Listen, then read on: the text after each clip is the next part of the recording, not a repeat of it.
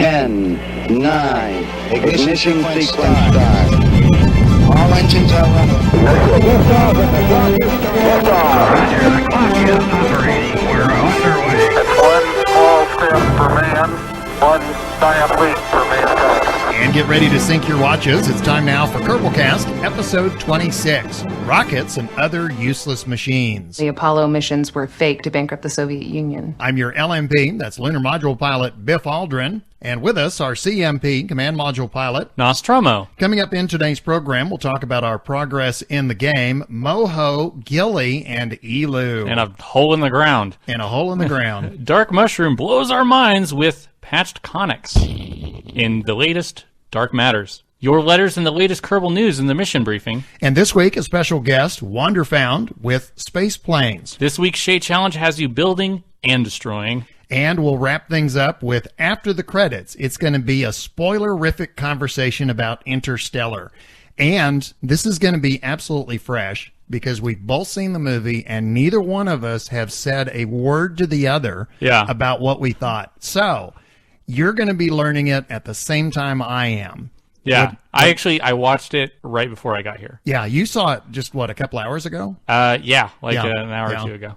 I saw it first thing Saturday morning. I walked out of the theater about 3.5 hours ago. Oh, wow. And I probably spent that entire time peeing because I didn't want to leave the theater, and I drank too much before I walked in. Yeah.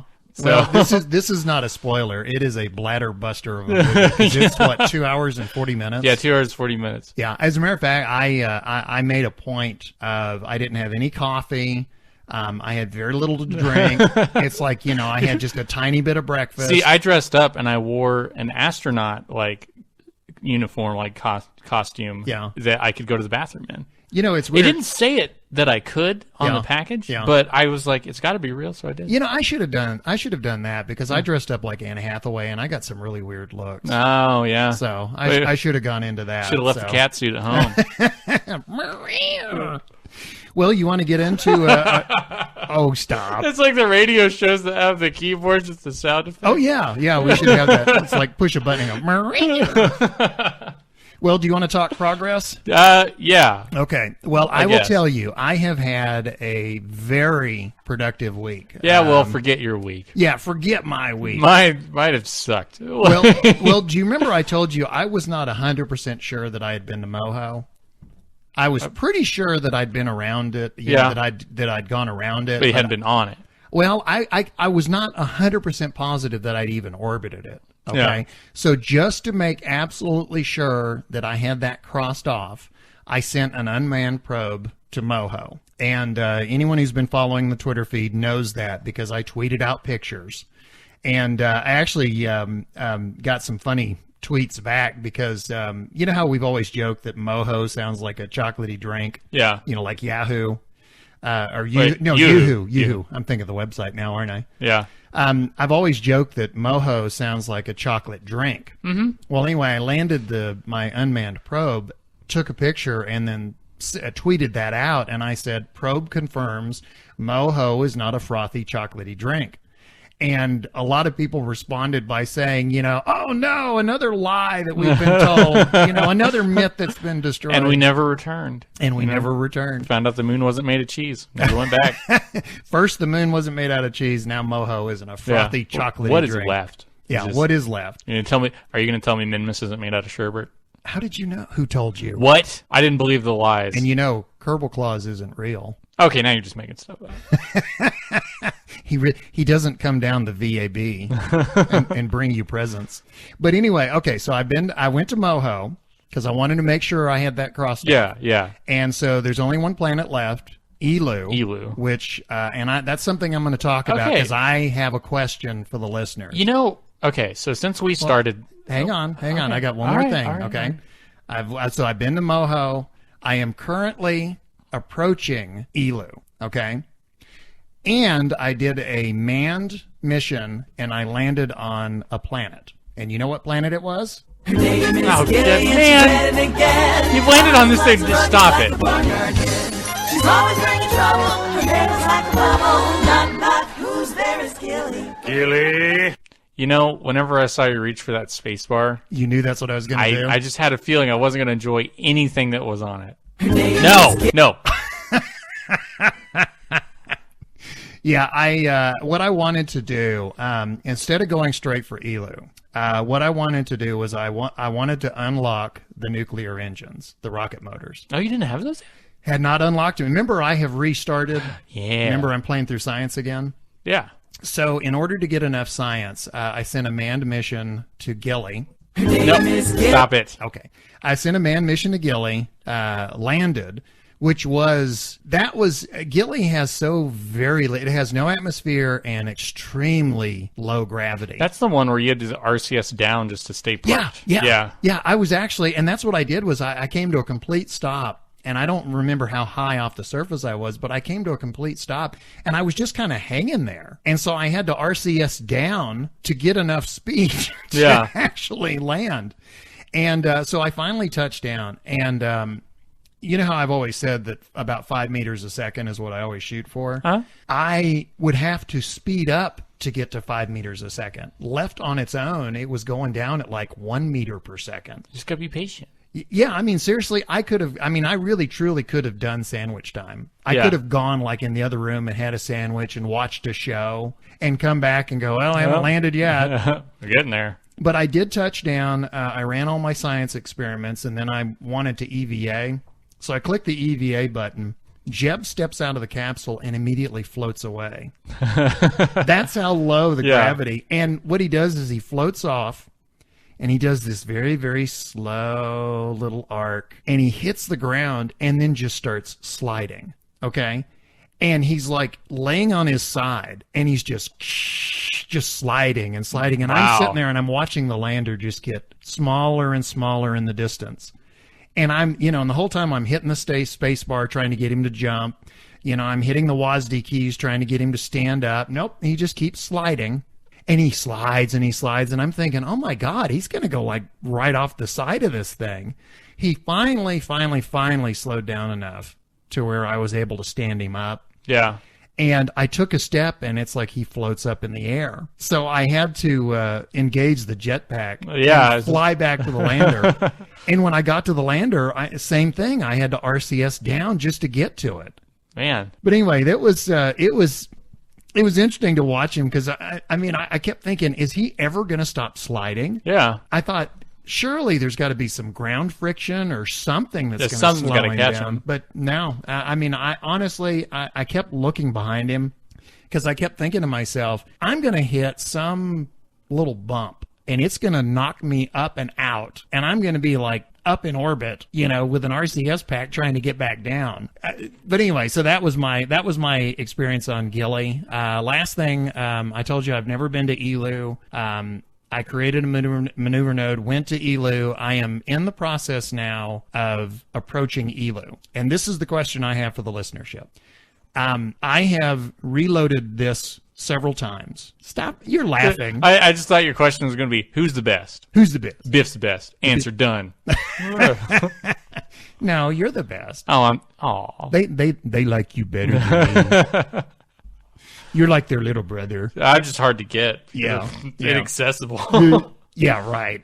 No, you're warm and fuzzy. Oh, am I? You're huggable. Those are words. Those are words. Yes, those are actual words. Those are words. But I have reloaded several times, and the reason is I am approaching ELU. When I come out of my solar orbit and I first enter my ELU encounter, my speed, and I wrote this down, is 3,343.2 meters per second. I have tried burning right when I'm at the periapsis. I have tried burning the minute I hit the encounter. I've tried burning halfway through it. I've tried burning from every angle, and I've tried basically everything I can, and I have managed to slow down and get into orbit once. And I did it with almost no fuel left. My question to the listenership, do you have any tips on slowing down with these planets that for some reason seem to be very difficult? Yeah, they're just zipping by. Yeah, because otherwise, it's like I go shooting right past ELU and right back into solar orbit. I'm wondering, is it better to go to Jewel first and then try to get from Jewel to Elu? Yeah, because you're like coming in a different approach. Or I don't know. Because ordinarily what I would do, like when I do, like, for example, if I want to go to Lathe, if I can't hit Lathe coming in, I can hit Jewel and use it to slow down. And I can even aero brake over it. And I tried to aero brake over Elu. And that ended with me slamming into the side of a mountain. Which, again, I want to compliment Squad on their new explosion effects. I get to see those quite a bit. But any tips you have on slowing down and getting into orbit around these planets that don't have a lot of gravity and they don't have an atmosphere? Tips to do this where you still have enough fuel to get home. Anyway, that's my question. Did you get the email I sent you this week with the sound effects? Yeah. Dreams do come true, people. Yeah. You just have to make a podcast and continually ask people to do it for you, but dreams do come true. Nas had asked, he was always talking about how he would love to have fart sounds. Because I seriously think monopropellant is methane, straight methane. Because I want to sincerely believe that any course corrections are powered by farts. Yeah. Well, somebody did a YouTube video where they replaced all the RCS sounds with farts. It was good.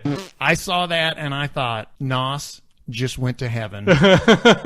He is a happy man. You know, I want to see like the maturity level of this game before and after my inception into the community, because now we have people building things that just roll around, and now things are powered by farts. I'm doing my best to dumb the game down, to bring it down to my level. Well, it's a noble cause, and somebody has to do it. Yeah. Hey, that video was awesome. Oh, I know. I honestly, I was howling. Yeah.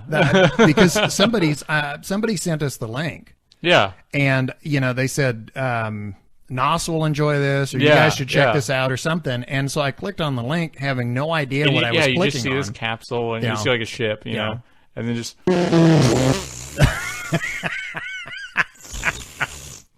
Well, and honestly, I was a little hesitant to click on it because somebody else actually had sent me another link, and it was like, "Hey, Biff, you should check this out." And I click, and it's a news anchor dancing to "She Who Must Not Be Named." Oh. And I was like, "Oh,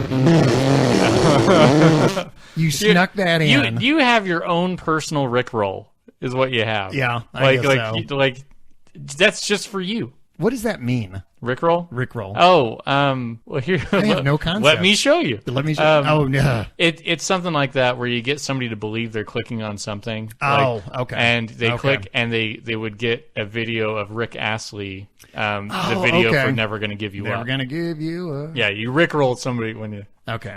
Well, somebody Rickrolled me. Yeah. And now that's probably gonna happen to you constantly. Yeah. So. You said that your week has sucked as far as playing the game. I played the game. It just okay, everyone. You must define. I would like to take this moment to do a public service announcement for Kerbal Space Program. Do you want in the time soft music? Yeah. You can give me some soft music. No, not that soft music.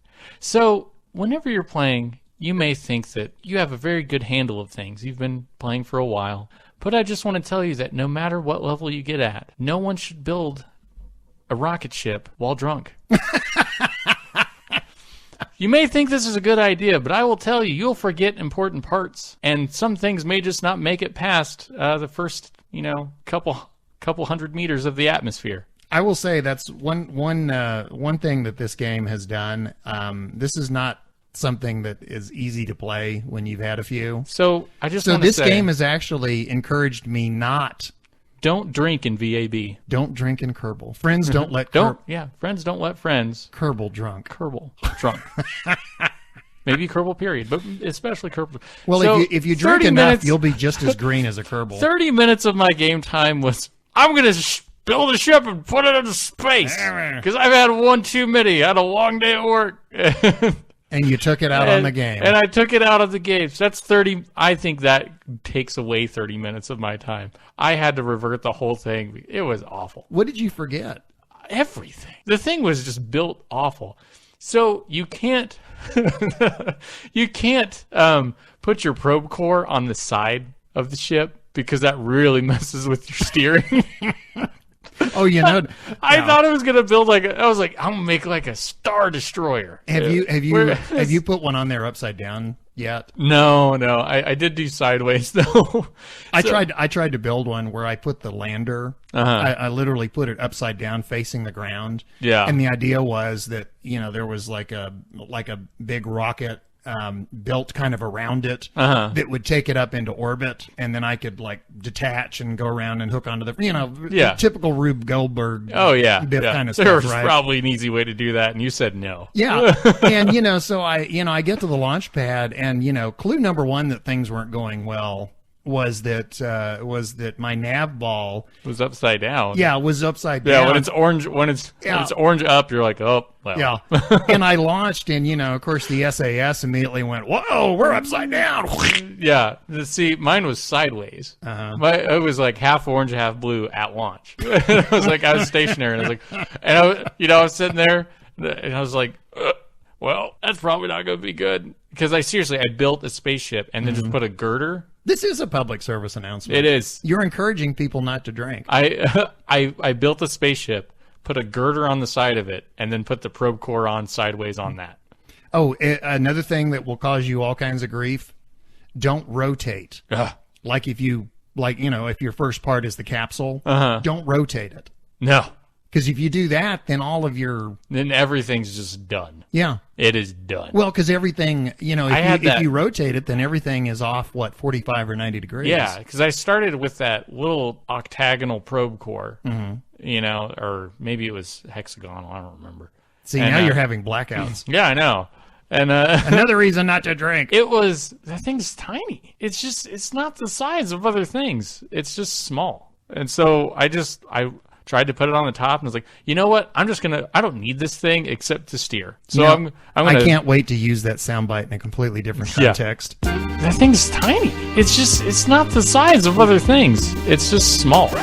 So I'm going to put a girder on the side and slap that thing on the girder. And so basically there's a rocket with a command thing on a stick. And I just launched that thing, and it did not go well. It was funny. It was sad afterward, but it was funny during. And so I dropped all that. Things are always better on a stick. So I played sober, and it didn't go much better. So I was trying to work on Rendezvous, and it was going whatever. And so I was like, you know what? I'm going to go back to working on this rescue thing. And I couldn't switch over to control the little dude to try to get him closer to the ship. And then I found out you need to be within 2.3 kilometers to switch to another craft. You know what would really help you? What? If you listen to this podcast. I quit? Yeah. Because remember, we talked about We talked about Rendezvous so many times. I don't remember what episode it is, and I don't want to go look it up because I'm going to read all the descriptions for all the things, and I'm going to listen to it and find the part that I need, and I don't remember. Breathe.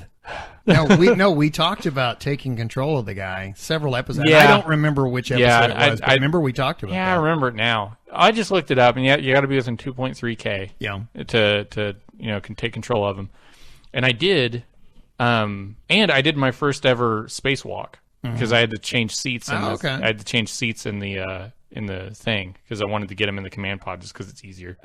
But I got to where I was close enough to control the other guy, but they just zoomed right past each other. Wait a minute. Were you trying to change seats in the same? Yeah, that sounded confusing. So I had my ship. Because they've implemented the new transfer system. I didn't know how to get that going. Click on the hatch. Just left click on the hatch. It brings up the crew menu. And like crew report and all that stuff? No, just left click on the hatch. Like if you've got the capsule, okay? Yeah.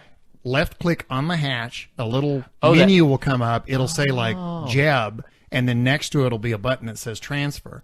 Click transfer, and then click on what you want him to transfer. I didn't click the hatch. This game. Yeah. You just click everything. It's like whenever you got stuck in a point and click adventure, like Full Throttle or I don't know, Mist or Night of the Tentacle or whatever, and you just like go and you just keep clicking everything until something happens. Yeah. No. Yeah. It's just So I didn't do that. I did it the old way, which it wasn't hard, and I got to jetpack for a little while. That was fun. And this is like zipping around in space. And so then... Were you sober at this point? Yeah, I was sober. Okay. I can't speak for now, but I was sober then. So I get the thing, and... You're such a bad example. They get close. They get close enough where I can take control of them. Right. But I mean, it's still not close enough to where they can see each other whenever I'm in either one of their shoes. Okay. Because 2.3K is still kind of far. Right. You know, especially when you're looking at the blanket of space. You know, Right. it's like hard to find it.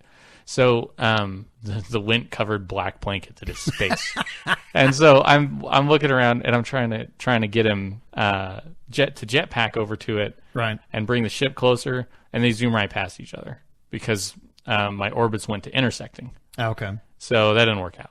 So I tried it again a couple more times, trying different stuff and like looking up things, and I watched a couple videos and stuff, and I'm close. I'm on the cusp of rescuing that Kerbal. I'm just like, I can see him, and I will bring his corpse back because he does not.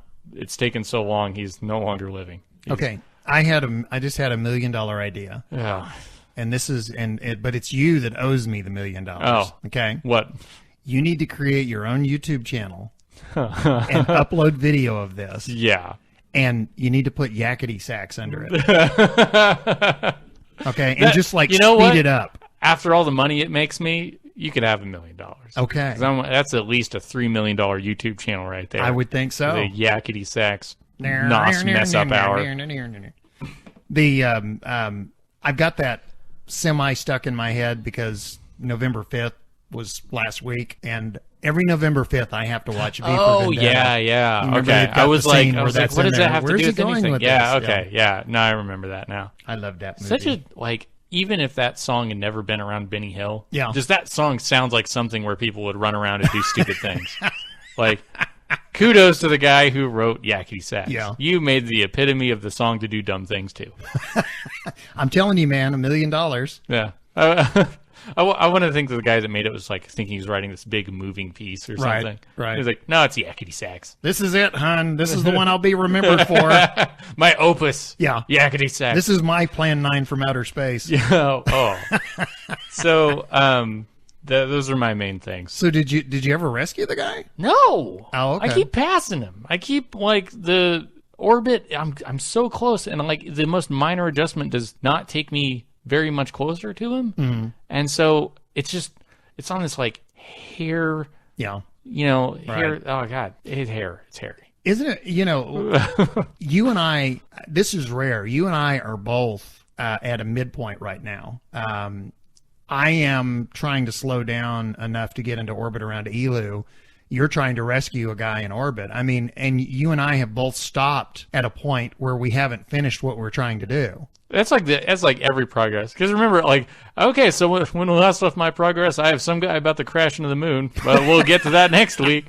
Hey, what's your progress this week? Oh, he crashed. We got a new guy crashing into the moon. Yeah. We'll find out about next week. Right. It's seriously like, I don't know, like a constant, like, to be continued with Right. me of what's going to crash into what next. One thing that I thought was real funny was when I was creating the maneuver node to get from Kerbin to Elu. Yeah. You remember I told you that Elu has the weirdest orbit. It's a very elongated oval. And at one point it actually crosses Jewel, and Jewel becomes for a short time the outermost planet. And then they cross orbits again, and Elu goes back to being the outermost planet. Well, my intersection was at that point right when Elu was crossing back over Jewel's orbit. Okay. Yeah. For some, and I know that the next time I try to go to Jewel, this will not happen. But every time I was trying to create a maneuver node, I mean, I would barely tap one of the tabs, and boom, I'd have a Jewel encounter. Yeah. And it was like, no, I'm not trying to go. I'm trying to go to Elu. And so, I'd tweak this, and boom, another Jewel encounter. It's like the Microsoft ow! paperclip. It's like, Yeah. hey, I see you're making an orbit. You want to go to Go Jewel? away, No. Go away. Yeah. Oh, well, and you've gotten into fights with Microsoft Word where Yeah, the autocorrect changing, fights. Yeah, it keeps changing a word, and you keep going, no, that's not how Yeah. that's not what I'm trying to say. And then you change it, and it changes it back. Yeah, it's like I'm trying to make stupid cat memes. I need them to be spelled wrong. I guarantee you, the next time I try to go to Jewel, I will not create Jewel encounters that easily. The fact that I wasn't trying to go to Jewel. Okay. Lift up your hand. What? And now put your other hand on top of that stack of letters you have from our listeners and swear it. Oh, okay. Oh, I see what you're saying. Swear upon these letters. What? I swear that I am incompetent? Yes. I swear to my incompetency. I swear I won't make one go into Jewel. Yeah. No, I know what I'm saying is that I guarantee you it's not going to be that easy. Yeah. When I'm actually trying to do a Jewel encounter, I will not have that kind of You need to luck. act like you're going for an Elu encounter. That's true. Yeah, That's just true. act like you're going for Elu. And Now, why didn't I think and of trick that? the game and then actually go to Jewel? Yeah. You know, it's kind of like how I trick the game into thinking that I don't want to crash. I do. That's all I want, and it gives it to me every time. I will. I do want to say at this point, I have to really thank our listeners. You're looking at me funny. Don't look at me funny. I looked at the clock. You just and went, looked at you. like, ruh-roh. No, I want to thank our listeners. When I started this, when we started this podcast, I think at that time I had been to Eve and to Duna, and I think that was it. Yeah, I was actually going to make a comment on that earlier. That like whenever we first started, you'd only been to like 2 places. Yeah, it's like you'd been to. Like you were really telling me about how to get to the mun and stuff. Right. And I was like, right. That's what I'm trying. I'm going to do it. I'm going to do it. I know I can. I know. Yeah, I can. and you're like, yeah. I've been there a lot. But I'm on Duna and stuff. And like since then you've. I've been to every. I have to be careful and not say planet. I've been to every planetary system. I have not landed on anything in the Jool system. Yeah. And right now, I haven't landed on anything at Elu. Yeah. Although I'm trying. But yeah, you've ventured out. You've seen them all. Yeah, I've now been to every one. You have not, put feet. I haven't put boots on the ground yet. Yeah. But here's the thing I want to thank our listenership for. I am a much better player now than I was when we started, because we have had so many occasions where you and I have talked about things and people have written in and said, here's a better way to get into orbit. Here's a better way to get off the ground. Here's a tweak that you didn't know about. Here's a better way to go from one planet to the next. I mean, we have gotten so much feedback from the listenership since we started. Yeah. And, I said on day one, I'm a mid-level player. I'm going to admit my mistakes when I make them. What I'm saying right now is to the best of my knowledge. It may be something that 10 episodes from now, you'll see the error of your ways. I'll see the error of my ways. And the listeners have really helped me grow as a player, because honestly, when I first started this game, when I first started the podcast with you, to get from Kerbin to Duna was an effort. Mm-hmm. Okay. To get from Kerbin to Eve was an effort. Now it's like, thanks to the listenership, I've learned how to get into orbit with fuel, the most fuel efficient way. Thanks to the listenership, I know how to go from one planet to another efficiently. They have taught me so much. Yeah. And when I encountered Elu, my thought was, I am amazed at the fact that I've reached a point where I'm actually able to do these things. Because before I would be so out of fuel before I even tried to get to Elu. They thank us all the time for doing the podcast. Really, we sort of just made a hub for them to help each other and help us, because we're really not that helpful. Like you go back and listen, like, these guys don't know what they're doing. And you know what? We honestly admit that. I think one of the funniest things when we did the interview with Max Maps way back, one of the funniest things that he said to me was, the guys at Squad, they listen to us because they like to listen to 2 average players talk about their experience, and they learn a lot. But he made that comment. He said that there are times listening to us where they, quote, face palm. Because we say things and they just go, no, that's not what you're supposed to be doing. Stop playing drunk. But, I'm sure if I went back and listened to some of the earlier episodes, I'd probably be face palming. because I know so much more now than I did then. But anyway, just wrap it up. I just, thank you to the listenership. You guys have really helped me a lot. And I never thought that the way to get good at a game was to do a podcast. But apparently it is, so. Oh, man, I need to do a Battletoads one next. I'm stuck on that game. I can't get past the bike level. I'm going to start a podcast about that level until I pass it. I give you credit. You worked a Battletoads reference. I actually play that. I like that game. It's okay. I have no comment. just find your local GameStop and ask them about it. Yeah. So, if you really want to freak them out, call them with the skew. Yeah.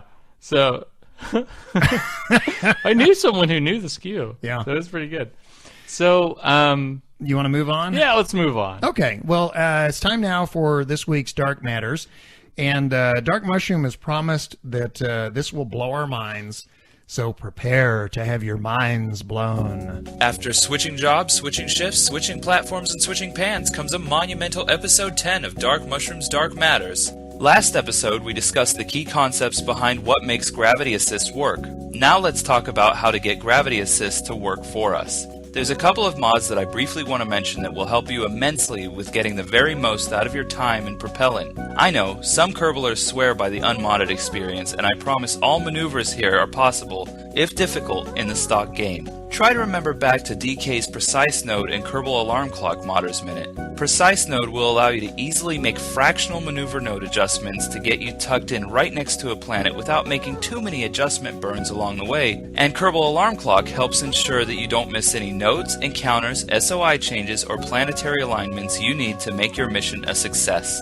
Now let's talk about optimal gravity assist parameters. First, to dispel a common Kerbal myth, moons of any kind make poor assist candidates. Specifically, hinging all of your maneuver hopes and dreams on a mooner assist is unwise, as your orbital speed and period around Kerbin allow you to take much greater advantage of the Oberth effect. Instead, the best gravity assists occur close to your periapsis, your fastest moving point in orbit, require little adjustment to reach, occur for the longest period of time along planets with large gravitational footprints, and are roughly on the same orbital plane. Here's the hard part. One of the main disadvantages to performing a gravity assist to both Kerbals and real-life space programs is getting your assist planets in a helpful position. This is one of those cases where you can easily spend more time planning and adjusting your maneuver nodes than actually performing them. It helps to increase the level of conics the game calculates. You can do this directly from Precise Node or from the KSP config in the stock game, so that KSP will reveal more information on your orbit post-assist. Finally, let's talk about Eve. Eve plays a dual role in interplanetary transfers. You can perform significant aerobrake maneuvers in its thick atmosphere to slow your orbital speed if you are trying to move to the inner bodies of the Kerbal system, and Eve also makes for an excellent assist candidate if you are heading to planets in higher orbits. Your exact maneuvers will depend on the position of the planets in your save, but using this knowledge, consider the following scenario. You burn prograde against Kerbin's orbit to get an encounter with Eve. You can often then use that encounter to get another encounter with Kerbin, increasing your orbital speed. You may then get an encounter with Duna to further increase your orbital speed, and so on and so forth, as your patience dictates. If you are dedicated to burning as little fuel as possible but can't seem to scratch up a good encounter from your periapsis, it is often advantageous to wait an orbit or two to see if any opportunities present themselves. Be careful as you plan these encounters, especially with those planets not perfectly in your orbital plane, to conservatively correct any inclination changes the assist may incur. Now that you are forcing your Kerbals to spend years in orbit to save a few units of fuel, go ahead and upload screenshots of your most daring assists to @Kerbalcast and @DarkMushroom87 on Twitter. Or send stories of aging Kerbals hopelessly locked in confinement with nothing but their own thoughts to KerbalPodcast@gmail.com with the subject line Cabin Fever. And remember, in the words of Sophocles, astronomy, impossible to understand and madness to investigate. And that was Dark Mushroom with this week's Dark Matters. Let's do mission briefing. All right. This is where we read your letters and Kerbal news when we have it. And I have it. And you have it. This one comes from Jim B. Jim Beam? No, Jim B. Okay. I'm sober for this podcast, to swear. I have been an avid podcast listener for a few years, and when a friend of mine turned me on to Kerbal Space Program, I naturally went looking for a podcast to go with it. Good luck. As I've been learning the game, I've been plowing through your backlog of episodes until I've at last caught up. I think the two of you are a great mix. As someone new to the game, all of the tips, trials, and tribulations have been very relevant to me. I hope you learned from at least one of us, but most likely from our listeners. Here's something learning from our mistakes. Yeah. Here's something I haven't heard anyone comment on yet. Your audio quality is very good. Thank you very much. I think your audio quality is just great. The pacing of the show is very comfortable, and all of your edits are very clean. I pay attention to such things as my day job as a musician, and my hobbies have been filmmaking and podcasting. I did a short fiction audio drama podcast called Red Line Theater. It's available on iTunes. Oh, I'm going to have to look for that. So what's it called? Red Line Theater. Red Line Theater. Yeah. So I know how much... there we go. Shameless plug. So I know how much work can go into putting out an episode, so thank you for your hard work. Well, no problem. Well, thank you Mainly very much. because I don't do the editing. He does, so no problem on my part. I vote for bringing back As the Kerbin Turns. As the Kerbin Turns. At least every once in a while. I've always looked forward to them, and I've liked how different they are from the rest of the show. They're good, and the rest of the show isn't. Yeah. I wanted to mention a couple of tips that I found to be immensely helpful to me. Rather than F5 and F9, I always use Alt F5 and Alt F9 so I can create multiple saves during a mission. I didn't know it did that. I when I read that letter when it came in, and it came in a couple of days ago, and I read it. I've already used that several times. It brings up, the save window when you exit out of the game. Oh, and it says like how many quick saves you have? It says quick save number whatever. Yeah. It brings up that menu in the game. Oh. And then if you need to, you can Alt F9 and it brings up an entire list of all your saves. And you can select the one you want. Okay, I'm going to keep that in mind. Yeah, that's a very helpful tip. Yeah. That way, if I ended up making a miscalculation on my way to Minmus and find out once I've run out of fuel on my way back, I can go back and fix the error. It took me a while to figure out that placing and holding my cursor over different parts of a maneuver node allowed me to use my scroll wheel to make minute adjustments. Yeah, I found that out one day by accident. Yeah. Actually, and that was another helpful hint. Yeah. Although I did the same thing. I didn't realize my cursor was over one of the tabs. Yeah, whenever it happened. And I was trying to scroll out my view. Yeah. And all of a sudden my encounter was was like gone. What happened? It's still a little clunky to do it that way, and I wish I could just hold a key and use my arrow keys for those slight adjustments. Oh, that would be good. Yeah, please let me know if there's a way to do that. Also, when adjusting a maneuver node, go to the MUN, for example, I find switching my point of focus to the MUN itself after I've gotten the trajectory pretty close, and then adjusting the node is the best, most precise way. Otherwise, my trajectory seems to be off, and I would either run into the MUN or miss it. Again, thanks to both of you for your time and commitment to keeping a great thing going. Keep on keeping on, Jim B. That letter was just loaded with good advice. Yeah. Because, I mean, seriously, I've used everything that he said in there. Yeah. I've used the Alt F5 and Alt F9. I've used the scroll wheel. Although, that is a good idea about being able to use the plus and minus keys. Yeah. That would be cool. Yeah, he was talking about holding some key and then hitting the arrow keys like left and right or up and down to make the adjustment. Yeah. I think he's talking about, I suspect what he means is hover your cursor over the tab and then use the plus and minus. Yeah, and what would be nice about that is, how you can caps lock and then that gets you to fine tune? I suspect if you did it that way, you could caps lock and then use the plus and minus keys to really fine tune. Yeah, to move it like 1 degree this way or whatever. You think Squad is cursing us right now? Well, I am excited about our next letter, and here's why. Since the beginning, we have always said that if you wanted to record yourself and send us audio instead of a written letter, we would love to play it. Did we get one? We finally got 26 episodes in, and we finally got an audio letter. And I love this letter, so I'm going to go ahead and play it. And I'll let him do the talking. Hello, my name is Thomas Eccles. I'm your biggest fan. I live in the north of Scotland, and I have one major question for you. What mods should I use to make my game more realistic? But please note, my computer is weird, and if I have too many mods on all at once, it won't work. My Kerbal Space program will just crash whenever I try to revert to the VAB. And trust me, that is really annoying. So if you could help me with this, I would be most grateful. So thank you very much. Goodbye. Again, that's Thomas Eccles from Scotland. And thank you so much. I encourage people, send in audio letters. Yeah. We would love to play them. Thanks, Thomas. That's awesome. And he did ask a question, recommend some mods to make it more realistic, but remember, he can't run a whole bunch of them. Yeah, it can't be super taxing on his PC. Yeah, so it needs to be, you need to recommend like the realistic mod or maybe 2. So okay, anyway, narrow down. Thank you so much, Thomas. It was good to hear from you, and I encourage you to write back. Good to literally hear from you. Yeah, we literally heard from you. And again, folks, send us, just record yourself. If you want to record yourself on your smartphone and send us the audio, you want to send us an MP3, whatever, kerbalpodcast@gmail.com. We would love to literally hear from you. What's our next letter? Okay, this one comes from Amy K. All right.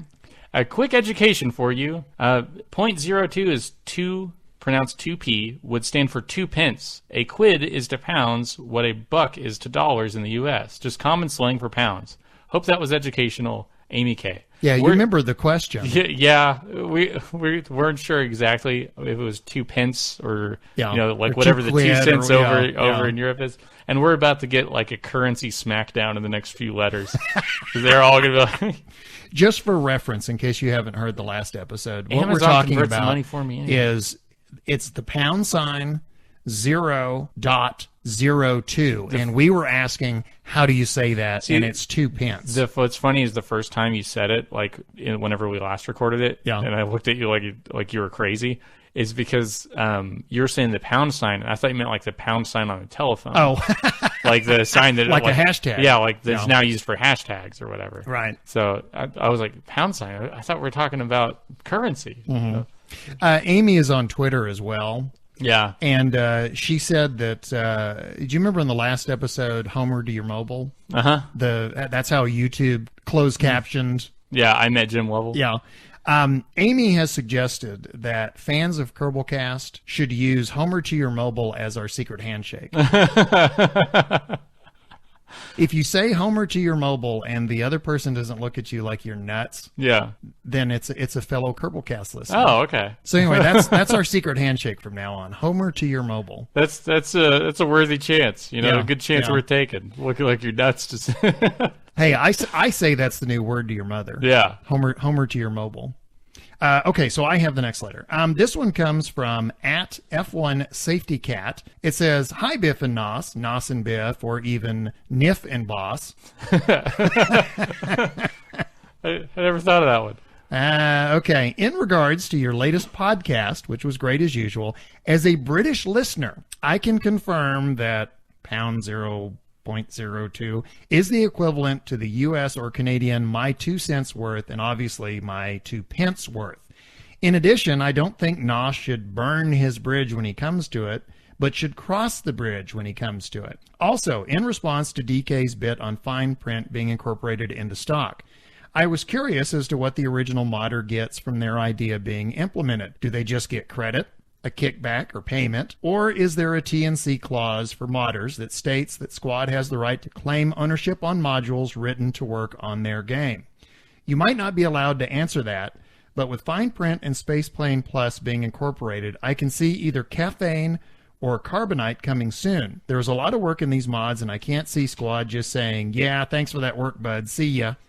Thanks for keeping me company on my walks along the beach. Fly high without fuel tanks dry." Oh, okay, Yeah. side up. I was going, huh? Yeah, because it said without. Okay, fly high without fuel tanks dry. Regards, @F1 Safety Cat. Well, to answer on that one, talking about Spaceplane Plus. I know they bought it, basically quote bought it. Yeah, he got from him. compensation for that. So, and then they said, "See ya, bud." Yeah, then they said, "See ya." So from what I've understood and heard, because there was that one, and then there was also Fine Print. They've talked about like taking those guys on, and not necessarily that they work for Squad, right? But they basically pay them like it's a contract work. Mm-hmm. It's like, so they would pay them for, it's like, hey, yeah, I had read that, isn't it? They've actually hired modders, right? Yeah. I think, I don't know exactly how the like contract process works. And okay. honestly, it doesn't really matter. If they're getting compensated, that's fine. But it's like, hey, they're basically saying, hey, we would like to make this an official part of the game. Here's compensation for being a part of the game. Right. The next one is from Adam. Hi, Nos. Good job on the show. Hey! I just discovered the podcast in the last month or so. I've been listening to it backwards when I started on the most recent, and it's been funny hearing the answers to questions and then discovering the question the next week. Oh, okay. He listens to like episode 22, then 21. He doesn't listen to the whole thing backwards. I was like, you're out of your mind. Hey, it's Memento. Yeah.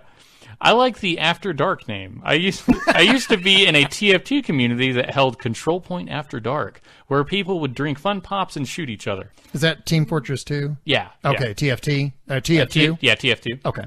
Anyways, my question is, do you think they will leave it so that we have to do the science in our own ocean or a front lawn, on the runway, etc.? I find this takes me out of the game, and I feel silly doing it. I haven't listened to the entire backlog yet, so apologies if this has already been answered. I would really like if they retuned the early science and didn't require to take surface samples on our own front lawn. Oh.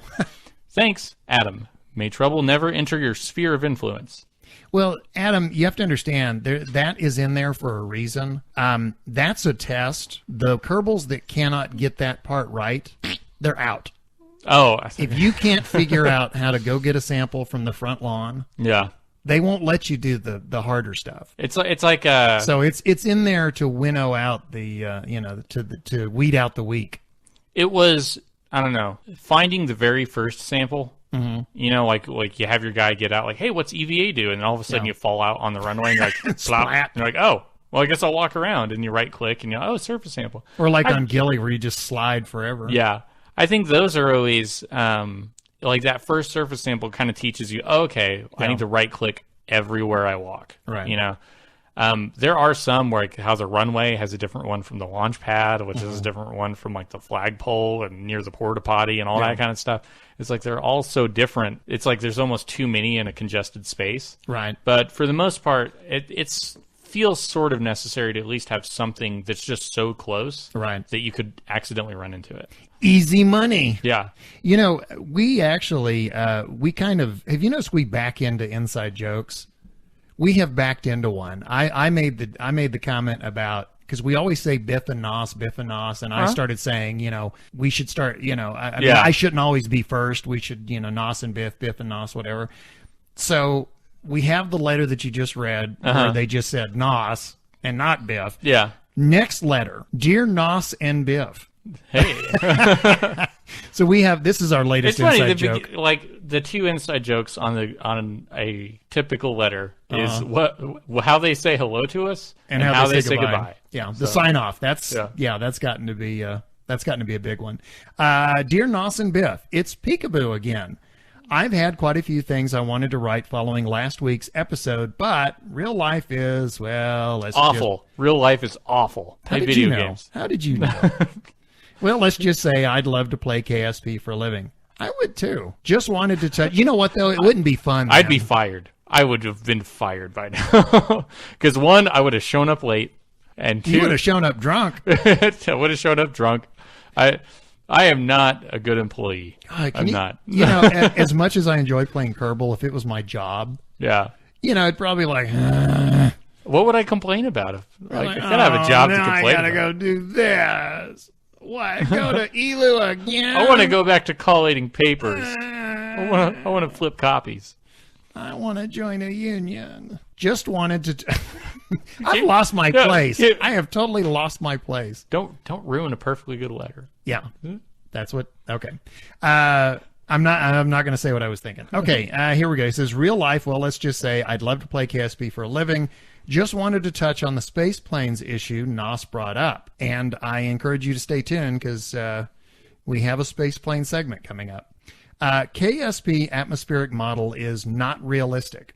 It was discussed and again pretty much everywhere, but I wanted to present a simple example which would help people understand just how unrealistic it is. In 1983, an F-15 fighter jet was successfully landed after having a mid-air collision with another fighter jet, which disabled one of its two side-by-side engines and sheared its right side wing completely off. Good Lord. Right down to the wing root. Try to do that on KSP. Now, this is indeed a real-life one-of-a-kind, but considering that in KSP, just having one of your jet engines stalled due to lack of air immediately throws you into a flat spin. Yeah, not realistic. The simple solution is using a center-mounted engine, either alone or as a last one standing, after turning all other jets off via action groups before your intake air runs out. Intake air is handled like any other resource. A jet engine needs a minimal amount of air. Multiply this amount by the number of jets you have working at a given time,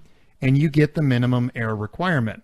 As soon as your intake air drops below that number, your jets would start to stall.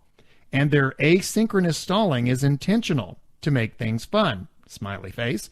You can see the amount of intake air you have on the in-flight resource panel to the top right. Have a great flight, and don't let the Kraken bite. Pikachu. No, I'm sorry, Peekaboo. Good Lord. Was that a slip, or was that intentional? No, that was a slip. Oh, yeah. I revert. For some reason, Pokemon just. Yeah. Anyway. So that's Peekaboo. Okay. Not Pikachu. Do you have the next letter? Yeah. Hi, Nos and Biff. Thanks for another great episode, guys. And Nos and Biff. On science, the story with the regular command pods is that you can only store one copy of any experiment. An experiment is a scientific observation, GU report, EVA report, negative gravioli reading, anything like that, in a situation in a biome. So, GU report while landed at the Mons Northwest crater is an experiment. You can only store one copy at a time unless you're using the mobile science lab, as Mittenpo already pointed out. It's a nice little call. Referencing one of our other writers. You can store different experiments even if they're from the same equipment.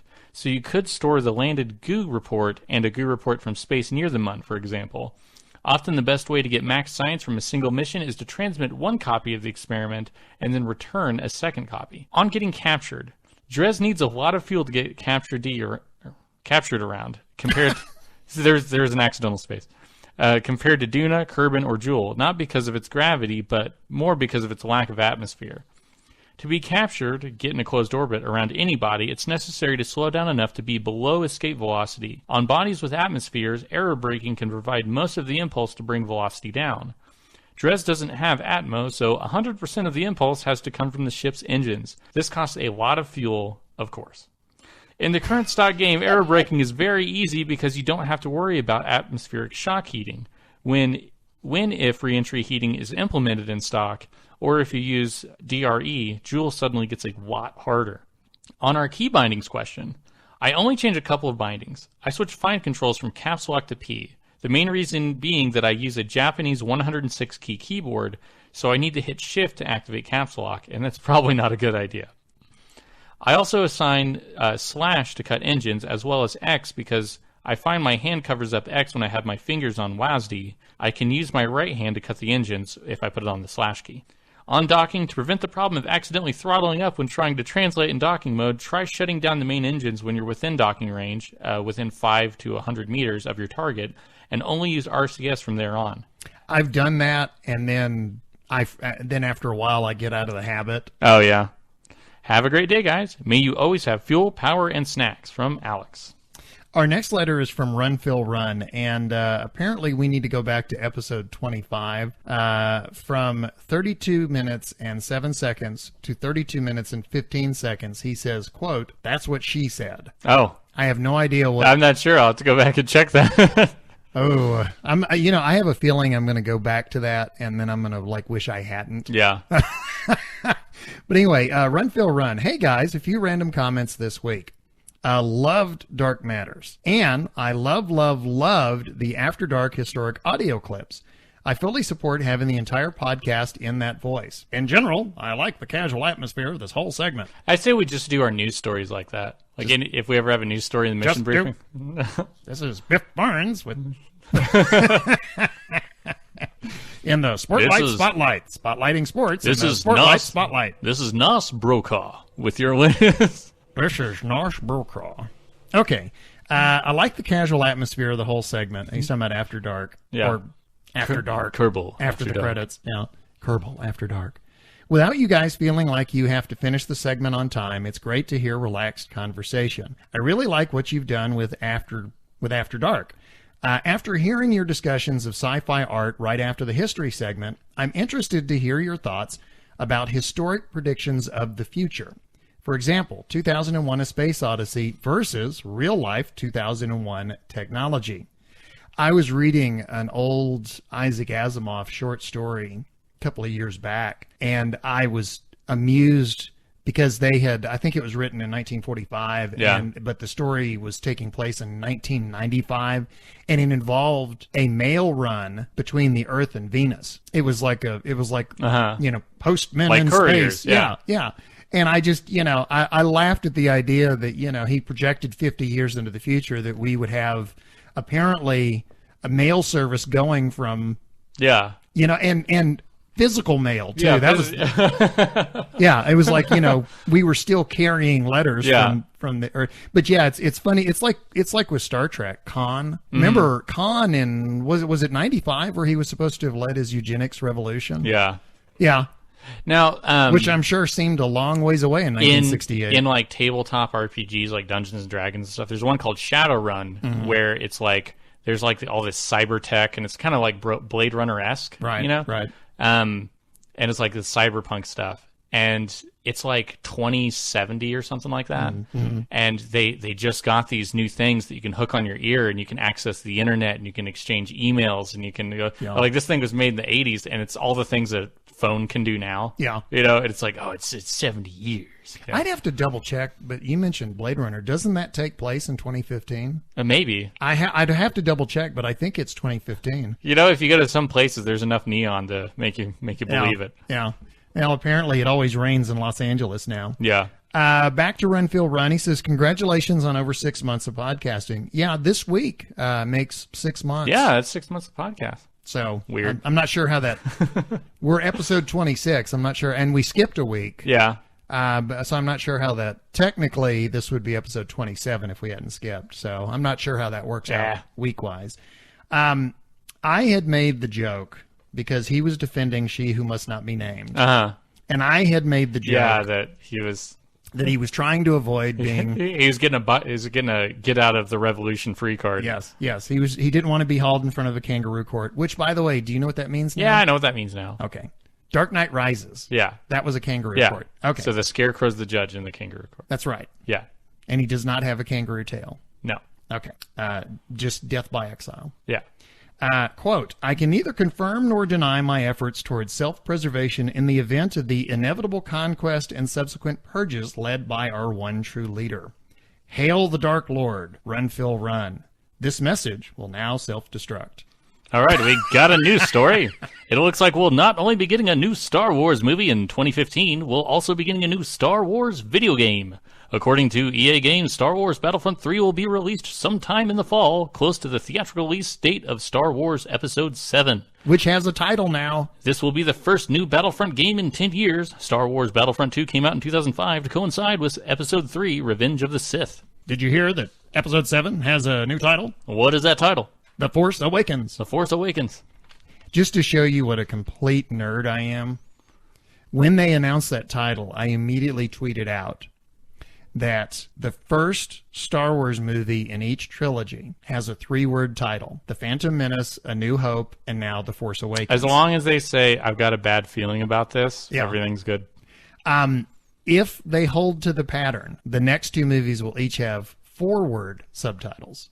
Oh. Attack of the Clones, Empire Strikes Back, Revenge of the Sith, Return of the Jedi. Yeah. So if they're following that pattern, the next 2 will have 4-word.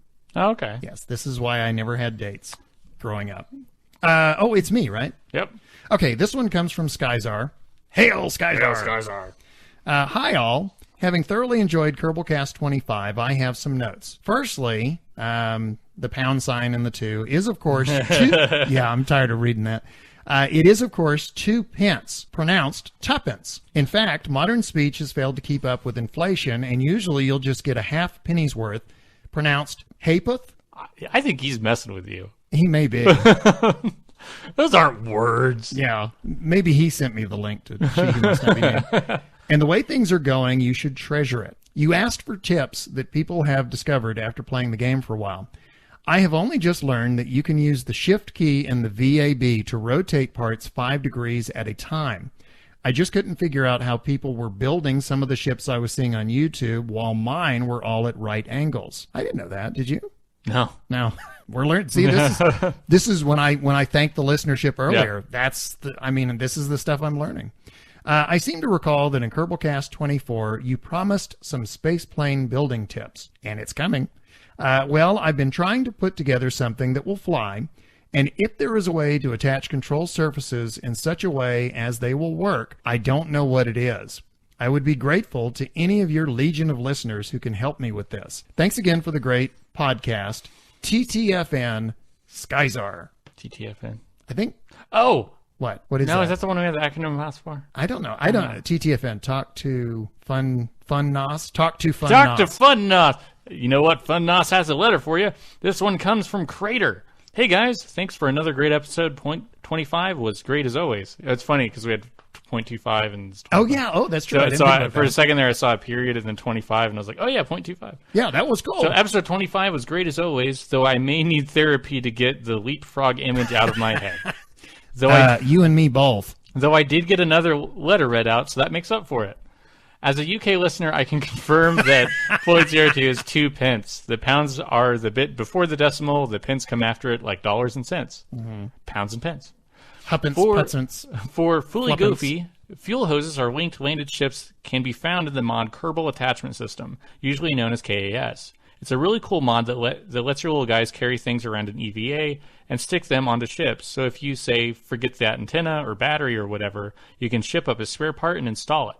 One of the parts you can do this with is a pipe end joint for making fuel hoses. And don't worry, if Nos ever can't make it for an episode, you can always get Mike Hitt to be your co-host. Homer to your mobile, Crater. We had to think about that, didn't we? Yeah, whenever I first read it, I was like, is that some prolific podcaster that it has low standards? Well, I mean, we were both going, who's Mike Hitt? And then I went, oh yeah. Because I always hit the mic at some point. Okay. Next letter.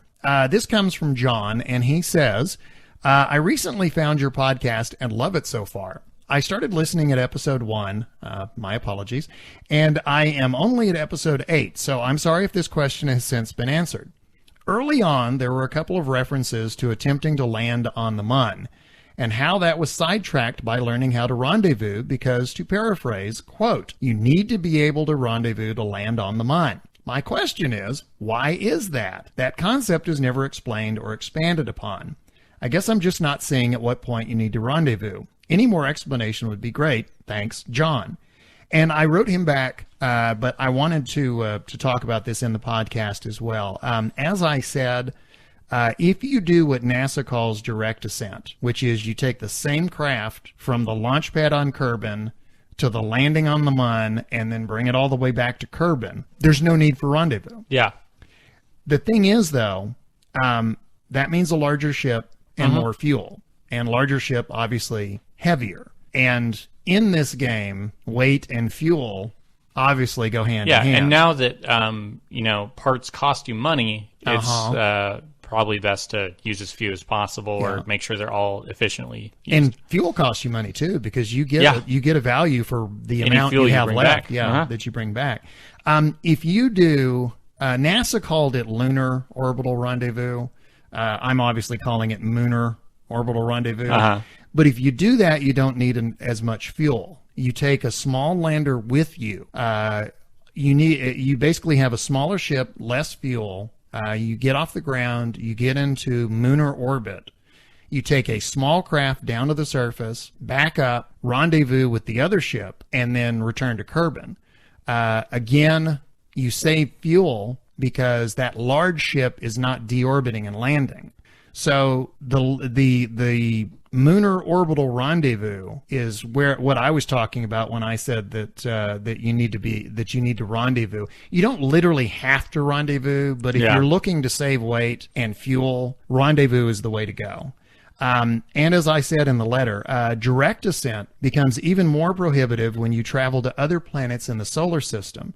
The amount of fuel required to take one ship to Duna and back is massive. Without some kind of rendezvous, you are lugging a lot of weight around. So, to answer your question, rendezvous isn't required per se, but it is a useful way of maximizing your fuel and weight budgets. Without rendezvous, you can't make refueling stops, and you carry more weight to the surface. It's one of the most useful skills to have in the game. And as I had said, once you learn how to rendezvous, it's like riding a bike. Once you figure it out. Some little part of your lizard brain, once it catches on how to do it, you'll always be able to do it. So anyway, Rendezvous is a very useful tip. So, and I hope that answers your question. Again, that comes to us from John. So what do you have? I got a tweet from @ThisIsAlexBoyd. Hold down Alt in the VAB to disable surface attachment when placing docking ports. That'll force them to snap to notes. Okay, that's actually good to know. Because I was talking about how those things are so fiddly. It's like I try to get them centered up and it just looks ugly. So, we'd asked for tips. Yeah. So no, that's good. I'll be using that. What is it? It's hold down Alt whenever you're placing stuff. Gotcha. You know, I don't know if there's a button for it, but something that I've kind of wanted the button for is placing ladders. You know, you place the one little ladder segment and then you got to place another one. Right. Like in games like Civilization kind of games, you know, like God View kind of games where you're building stuff.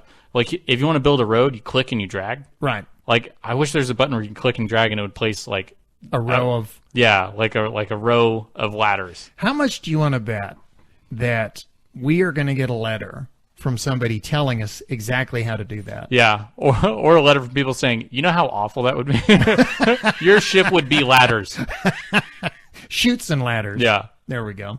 Okay, well, we're going to close out Mission Briefing with a news story, and this comes from the website newstatesman.com. And this is a shortened edit of the full article. I recommend that you go and actually read the full article because it is a good article. But it is called Kerbal Space Program and Early Access. Would you pay money for a video game that isn't finished? And if you would like to read this article, by the way, we tweeted out a link to it, so just check our Twitter feed. Again, it's newstatesman.com. And this is the article. Quote, Kerbal Space Program has been one of the early access success stories, although not without its frustrations. Buy a video game before it's finished. Buy it while it hasn't been properly tested or checked for bugs. Buy it when there's no guarantee it will ever reach a finished state. Buy it based on a list of features that aren't even in development yet.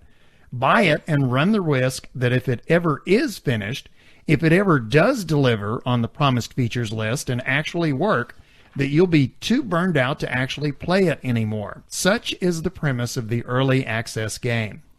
In principle, it sounds like a terrible idea. And really, the notion of paying full price for a game so you can effectively fulfill the role of its quality assurance test team should be offensive. And yet the practice remains common and popular, with good reason. That reason is that sometimes when early access works, there's something special about it. One such game is Kerbal Space Program. It's nearly at the end of its 3-year period of alpha development, with its next update taking it into beta. Fans of the game have been able to watch it change from a relatively limited space rocket simulator into one of the most affable yet challenging games around. The journey for Kerbal Space Program from a player's perspective has not always been a smooth one, and it is worth remembering that even when a great game comes through early access in the way that KSP has, it will bring its share of problems. For example, an irregular update schedule compared to a game that plays best when modified can be very annoying, as it requires a player to wait for their mods to be updated too. You can't complain about this sort of problem with an early access game, as it goes with the territory, but it is typical of the sort of frustration that you just have to suck up. A second problem you get to deal with during early access is when a game just doesn't work properly. This is still the case at the time of this writing with the 64-bit Windows version of Kerbal Space Program, which provides a friendly prompt to this effect should you try to run it. Perhaps the most insidious flaw of early access, however, is the loss of enthusiasm that can happen for playing a game, even a great one, over time. I feel this quite strongly with Kerbal Space Program. The game has an incredible strong set of core mechanics relating to building, launching, and flying spacecraft. And because that core hasn't changed much, the game isn't as fresh or exciting for me now as it would be if it was new to me, even if the game is more advanced. To play Kerbal Space Program now, to me, feels like watching a movie whose script I have already read. I may enjoy it, I may be surprised and even amazed by some parts of it, but it remains familiar ground. You can't unplay the game, and you can't get that new car smell back. This isn't all gloom, though. While there is a risk that you might play a game to death before it's actually finished, Playing a game that is undergoing continual development can keep the experience fresh in a way that you can't get playing something that's already finished. Kerbal Space Program will be remembered alongside Minecraft as one of the greats of what we now call early access. It is worth remembering that for every game that gets it right, there will be plenty that get it wrong. Again, that is a very edited version of the full article. You can find it on newstatesman.com. Would you pay money for a video game that isn't finished? No. You're doing it right now. I'm podcasting about what it's not finished. Well, that's true. Okay, I got one last letter. Yes. This comes from Wonderfound. Hey guys, see attached for an attempt at a spaceplane guide for the podcast. Let me know what you think of it. G'day folks, this is Wonderfound. Biff and Nos asked me to chip in with some tips on how you can have fun with spaceplanes in Kerbal Space Program. I'll get on to how to build them later, but I'm going to start with how to fly them. If you don't already have something to fly, go have a look at the online Kerbal forums. If you look in the design threads there, you'll find plenty of nice ships, and there's also usually at least one design competition going on in the challenge threads. Before I start, I need to mention two extremely popular mods, Ferrum's Aerospace Research and its little brother Neophyte's Elementary Aerodynamics Replacement. If you're getting into spaceplanes, I can't emphasize enough how much you should consider giving one of these mods a try. The stock aerodynamics model is an extremely crude placeholder system that Squad themselves recognise is in need of fixing. This is what Far and Near do. They massively improve the way in which the game deals with aerodynamic forces, and they make your planes behave like they really should. However, the basic approach needed for flying a spaceplane to orbit is pretty much the same regardless of which aerodynamic system you're using, so the tips I'm about to give should be applicable to everyone flying planes in KSP. Assuming that you've got yourself a flyable spaceplane, the next question is how to fly it. The most important thing to remember is that a spaceplane is not a rocket. If you try and fly it the same way you would a normal Kerbal rocket, it just isn't going to work. The key is to understand that an orbit is not just an altitude, an orbit is also a speed. Getting a spaceplane to orbit is all about extracting as much speed and altitude as you can from the fuel-efficient jet engines, so that you can minimise the use of your fuel-hungry rockets. Your first job is to get up out of the lower atmosphere soup. Climb to 20,000 metres pretty much however you like. Especially with larger planes, a fairly shallow ascent is usually best, but small overpowered sporty things can often get away with a near vertical climb. However, no matter what you're flying, the more horizontal speed you're carrying when you get to 20,000 metres, the easier and quicker you'll find things afterwards. Once you do get to 20 thou, flatten out and start building speed. Your angle of attack is the difference between where your plane's nose is pointing and your surface prograde vector, the direction your plane's actually moving. You want to keep this angle as low as possible while you're still gently climbing. The idea is to pile on as much speed as possible before you get to 30 kilometres. By the time you hit that 30 kilometre altitude, your plane should be doing at least 1500 metres a second, which is about Mach 4. If you're having trouble getting up to that speed, you're probably trying to climb too fast. Flatten out, give yourself more time to accelerate. By the time you hit that 30 kilometre altitude, you usually want the rate at which you're gaining more altitude to be less than 50 metres a second. Somewhere between 30 and 35 kilometres, your jets are going to start to run short of intake air. Don't switch to rockets immediately. If you've got multiple engines running, shut some of them down so that you can concentrate the intake air into the ones that you keep on. If you've already shut down as many as you can, wind the throttle down a bit. You can substantially increase your top speed and altitude by doing this. Keep flying as flat as you can while still climbing. The lower the angle of attack, the less drag and the more speed. Keeping your intakes pointed into the wind also helps your engines to breathe. You may find that occasionally you struggle to keep the plane climbing and then it starts to descend no matter what you do. That's okay. All it means is that you weren't going fast enough to maintain a climb at that altitude. As your plane descends, you should continue to accelerate, and so long as you keep your nose a little bit above the horizon, your drop should eventually flatten out and turn back into a climb. A good pilot can get to orbit in a single smooth climb, but if you do need to bounce up and down a bit while you're building speed, it's not that big a deal. Eventually, however, you'll come to a height where there just isn't enough air to run a jet anymore, and then it's time to light the fireworks. When you do, don't shut your jets off immediately, because the thrust from your rockets is going to push the plane into the wind and drive a ram air effect that should temporarily bring the jets back to life. Once they do eventually choke for good, however, shut them down and close the intakes because that'll reduce the drag. In the rocket phase, you want to pull the nose up and climb up into the almost frictionless zone up above 50,000 metres. Once you get there, flatten out again and continue to pile on speed. Keep slowly climbing and try to get your periapsis as high as you can before your apoapsis gets over 70 kilometres. Once it does, start flying it like a normal rocket. Shut down your engines, point prograde to minimise the drag, coast to apoapsis, and do a circularisation burn. If you do it right, all of this actually requires very little fuel. A good plane and pilot should be able to get to orbit with only a minute or two of actual rocketry. But if you try and brute force it by activating the rockets without first building the required speed and altitude, the atmospheric drag is going to drain your oxidizer tanks and you will not go to space today. Anyway, that's enough for now. I'll be back later on with some hints on how to construct space planes, as well as some tips on re-entry and landing. See you later, folks. Keep having fun. Be good to each other. So that was Wonderfound's Flight School. And hey, we want to say thanks a bunch for writing in about that. We talk a lot about how we don't have any space plane experts. Yeah. And so having something like that's like really awesome. I think, wasn't it like 2 episodes back that we had mentioned that like, we were... Somebody make a segment. Yeah, you know, like somebody just, send us a minute or two or something. We need help. Yeah. And then somebody responded. And there you go. And anyway, it was good. Yeah, it was very good. Yeah. So, wow. Hey, if you ever want to make anything else Wonderfound, we look forward to hearing from you if you do. Yeah. Definitely. Okay, so now it's time for the Shay Challenge. I have 2 challenges this week. One is for those who have a more capable computer. For said people, I want you to build a building and park it somewhere in the Space Center. Build whatever you want, a hotel for your Kerbals, a bar, maybe park it over the new pool and make a luxury spa. Do whatever you think needs to be added to the Space Center. For the second challenge, it's time to test your skill. I want you to use the space plane's hangar and build a vehicle that goes as fast as you can make it go. The rules. The vehicle can't leave the ground. 2, its speed when it reaches the end of the runway is the final speed unless you crash whenever you explode.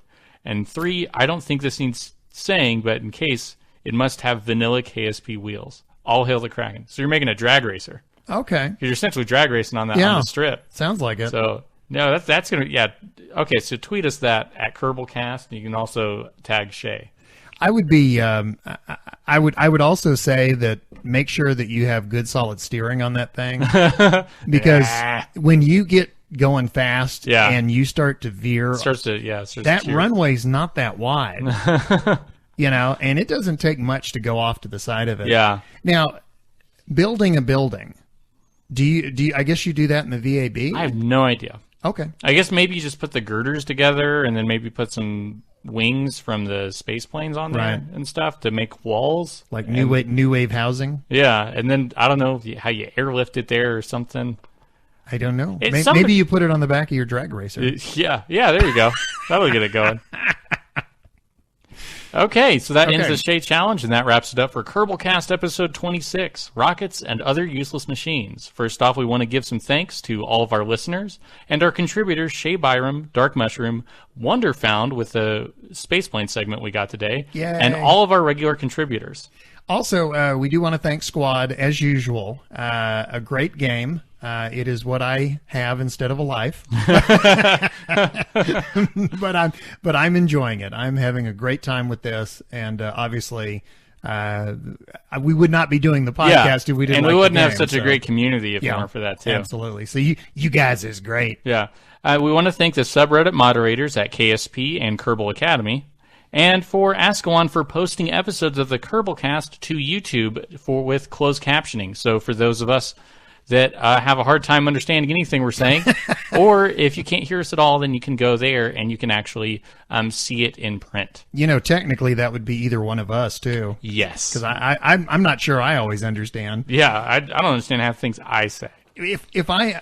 One of these, I want to actually get in there and read some more closed captioning to see if we have because I just randomly weird clicked around episode 1, and that's where I came up with Homer to your mobile. With all the weird, all the different like usernames people have us say, some of them could come out real weird. Yeah. Actually, I want to see how they translate Misha, Micah. Mika. Yeah. Like how it translates all those. It'll happen, don't you? We'll get a letter from Renfield Run saying that's what she said. Okay, so if you ever want to be any part of this, if you want to have any of your letters read, or if you want to actually record something, like one of our favorite listeners we had on this episode, you can contact us at kerbalpodcast@gmail.com, or you can find us on Twitter at Kerbalcast. And I will tell you, if you follow us on Twitter, this usually happens on the weekends, you will get pictures of missions in progress from me. Yeah. I live tweeted my trip to Moho, And hey, should I play the Gilly No, song? you should not. Okay. And I live tweeted my mission to Gilly. As I said, I am on my way to Elu. I've got a couple of pictures that I'm going to start uploading here soon. But yeah, if you follow us on Twitter, you can kind of follow along on some of my missions as well. You can also subscribe to us on iTunes or download episodes directly from kerbalpodcast.libsyn.com. And you can also search Kerbal Podcast on YouTube to find us there, and you can see us through closed captioning and also get some of those pictures that were on the Twitter. Yeah. And again, Ascalon, thank you so much for putting us on YouTube. Yeah, that is awesome. Well, that wraps it up for episode 26 of Kerbalcast, Rockets and Other Useless Machines. If you've seen the movie Interstellar, that will make perfect sense to you. Yeah. And speaking of which, stay tuned for After the Credits, because Nas and I are going to talk about the movie. We have both seen it. We have not had any conversation at all about what we thought of the movie. So I'm going to be hearing it the first time you're going to be hearing it. So and if that's coming up after the credits. If you haven't seen the movie, just go ahead and wait and just listen to the very end of the podcast after you've seen it, because we're going to talk about everything. Oh, this is going to be spoiler-tastic. Yeah. So spoilerific. So we'll see you after the credits. Okay, very good. I am your LMP, that's Lunar Module Pilot, Biff Aldrin, our CMP, Command Module Pilot, Nostromo. Until next time, happy Kerbaling.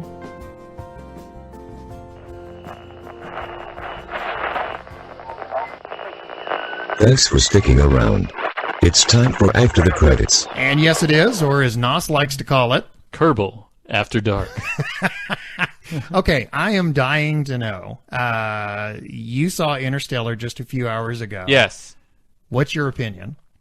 Man, it was great. I have to say that is my favorite Nolan movie. Really? Done. Yeah. Which is weird because That's a tall order. I don't know if I would watch it as often as I would watch some of his other movies, but I will say that one is my favorite thus far. I will say Christopher Nolan is quickly becoming one of my favorite directors. Yeah.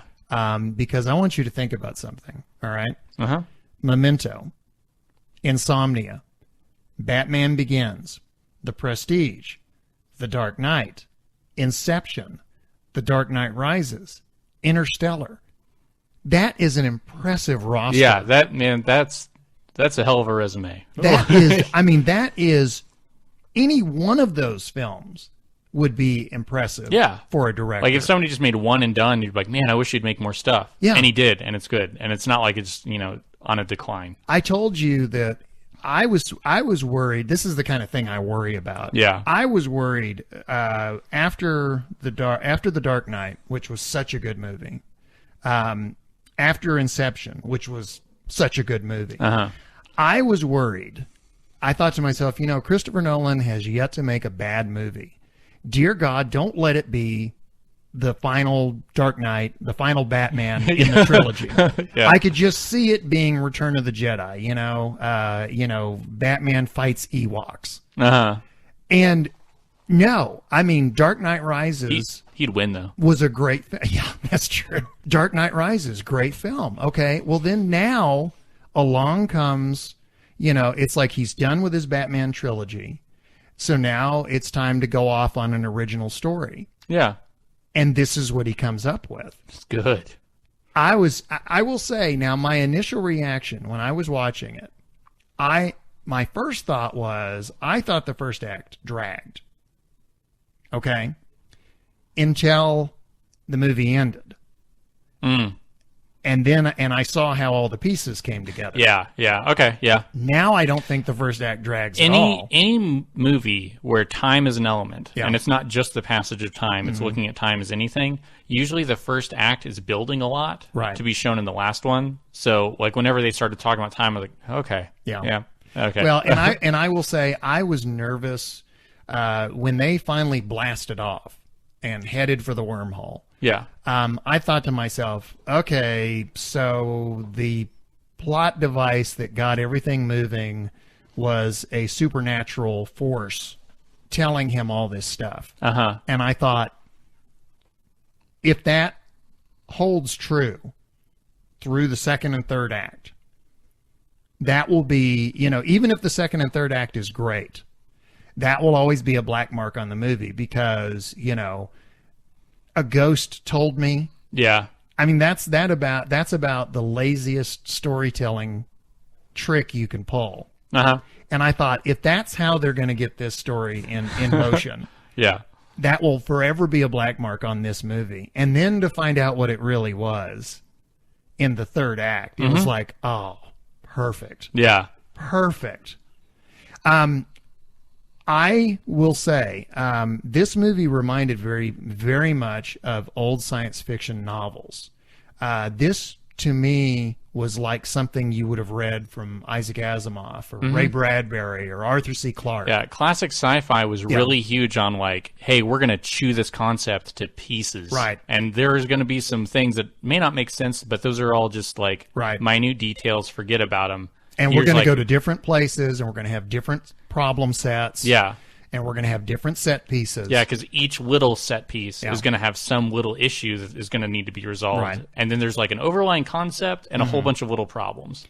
And now, I will say, I don't think that the movie was original in the sense that all of the concept, everything that's in that movie, I've seen somewhere before. Yeah. Not necessarily put together that way.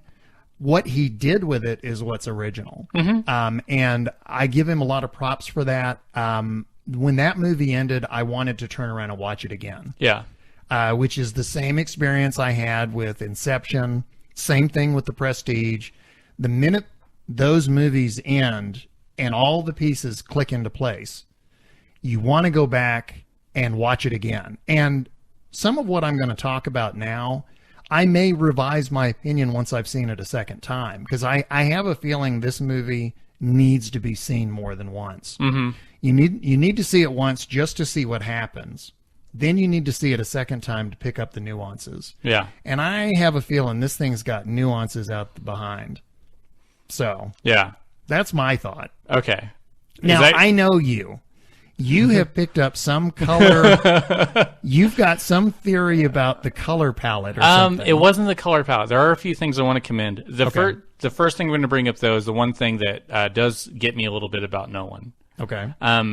If you ever watch a Zack Snyder film, the way that he emphasizes impact is he slows everything down right before it happens. Right. Like the explosion in Watchmen or everything in 300. Like it slows it down. Nolan, he really likes to put emphasis on stress or anything like that with if on the sound meter voices are hitting 2 in the red, music is going to hit 4 to 5 in the red. Right. So he tends to drown out his the sound of people speaking with how just freaking loud the music is. Well, if you thought Bane was hard to understand, imagine a rocket going off behind him. Yeah, and it's like you have your Inception blongs and stuff like that. He really likes theater, shaking loud noise. And that's cool, but you got to get your audio levels at least decent to where you can hear things, unless you're trying to convey that it's so loud they can't hear each other. If you have 2 people screaming and they can't hear each other, it's okay to have really loud music and sound. But otherwise, the music isn't, is a set piece that's like added as an emphasis to things, but you need to be able to hear what people are saying. Otherwise, the only thing that comes into mind is, man, the music's loud. It's kind of like a 3D movie. Right. It's really hard to get people to not go, oh, that's cool 3D effects on this 3D movie, instead of being immersed in like people want you to. I was curious what you thought about that because, see, I saw it in IMAX. Yeah. And honestly, my teeth are still rattling. Yeah.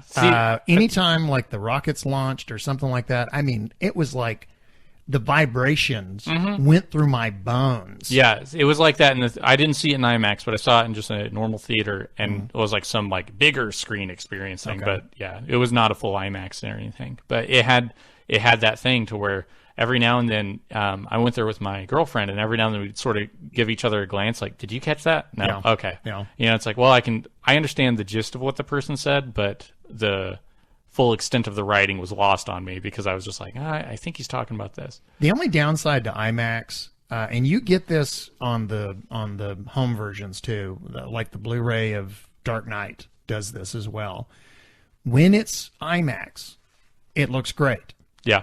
But they keep switching between standard and IMAX. And there are points, the fact that it keeps jumping from this gigantic square in front of you, to this smaller rectangle, it keeps jumping back and forth, and that occasionally that gets a little distracting. Yeah. Not a lot, but if you've watched, for example, the Dark Knight Blu-ray, you will see that a lot. It'll switch aspect ratios back and forth. So anyway, go ahead. Okay, so let's just talk about the story. Okay. And what we thought of the story. Do you have anything you want to say, or before I go into the spiel? Do your spiel, because I have something I want to say, but I want to make sure. Okay, so we don't step each other's toes. So here are the really big things, like the big concepts that I was just crazy about. Okay. Yeah. So you have, they start talking about things that are precious, the things they're holding on to. They have all these resources, and they're trying to hold on to them. Right. And they, they eventually reach the point to where they're not, Earth isn't, Earthlings, humans are not reaching for new things. Right. They're trying to grasp and not let go of the few things they have left. Instead of moving on, instead of being the journeymen and, explorers that, we have always been, we're now like, oh, let's settle down in the fort and hold on to as much as we can. Right. Well, they go venturing out and they find these other worlds and these other planets. And at one point, you hear about Anne Hathaway's character is one of the people on the mission. And they reach a point to where they can only choose between two worlds. And she reveals that there's one world that she thinks they should go to of the two. And it does not have as good readings as the other one. And they're like, why would we go to that one? And it's eventually revealed, my boyfriend's on it. Yeah, I love the person that was sent there to do it. And I haven't seen them in years, but I love them. And they're like, well, that's not an objective thing to measure something like that. But she says, maybe that's the only thing that we should measure things by. Because she said, if you think about it, I love somebody that I haven't seen in 10 years, and they could be dead. We love people who are dead. That does not do anything to serve us as a species. Right. And yeah, there's no evolutionary. Yeah, we love people who are dead more than people who aren't alive yet. That is the opposite of conducive to a future-based strategy. And so talking about like this, love that she has, and she thinks that may be the thing that transgresses all these dimensions that, we're talking about, we're dealing with, because they keep referring to this they.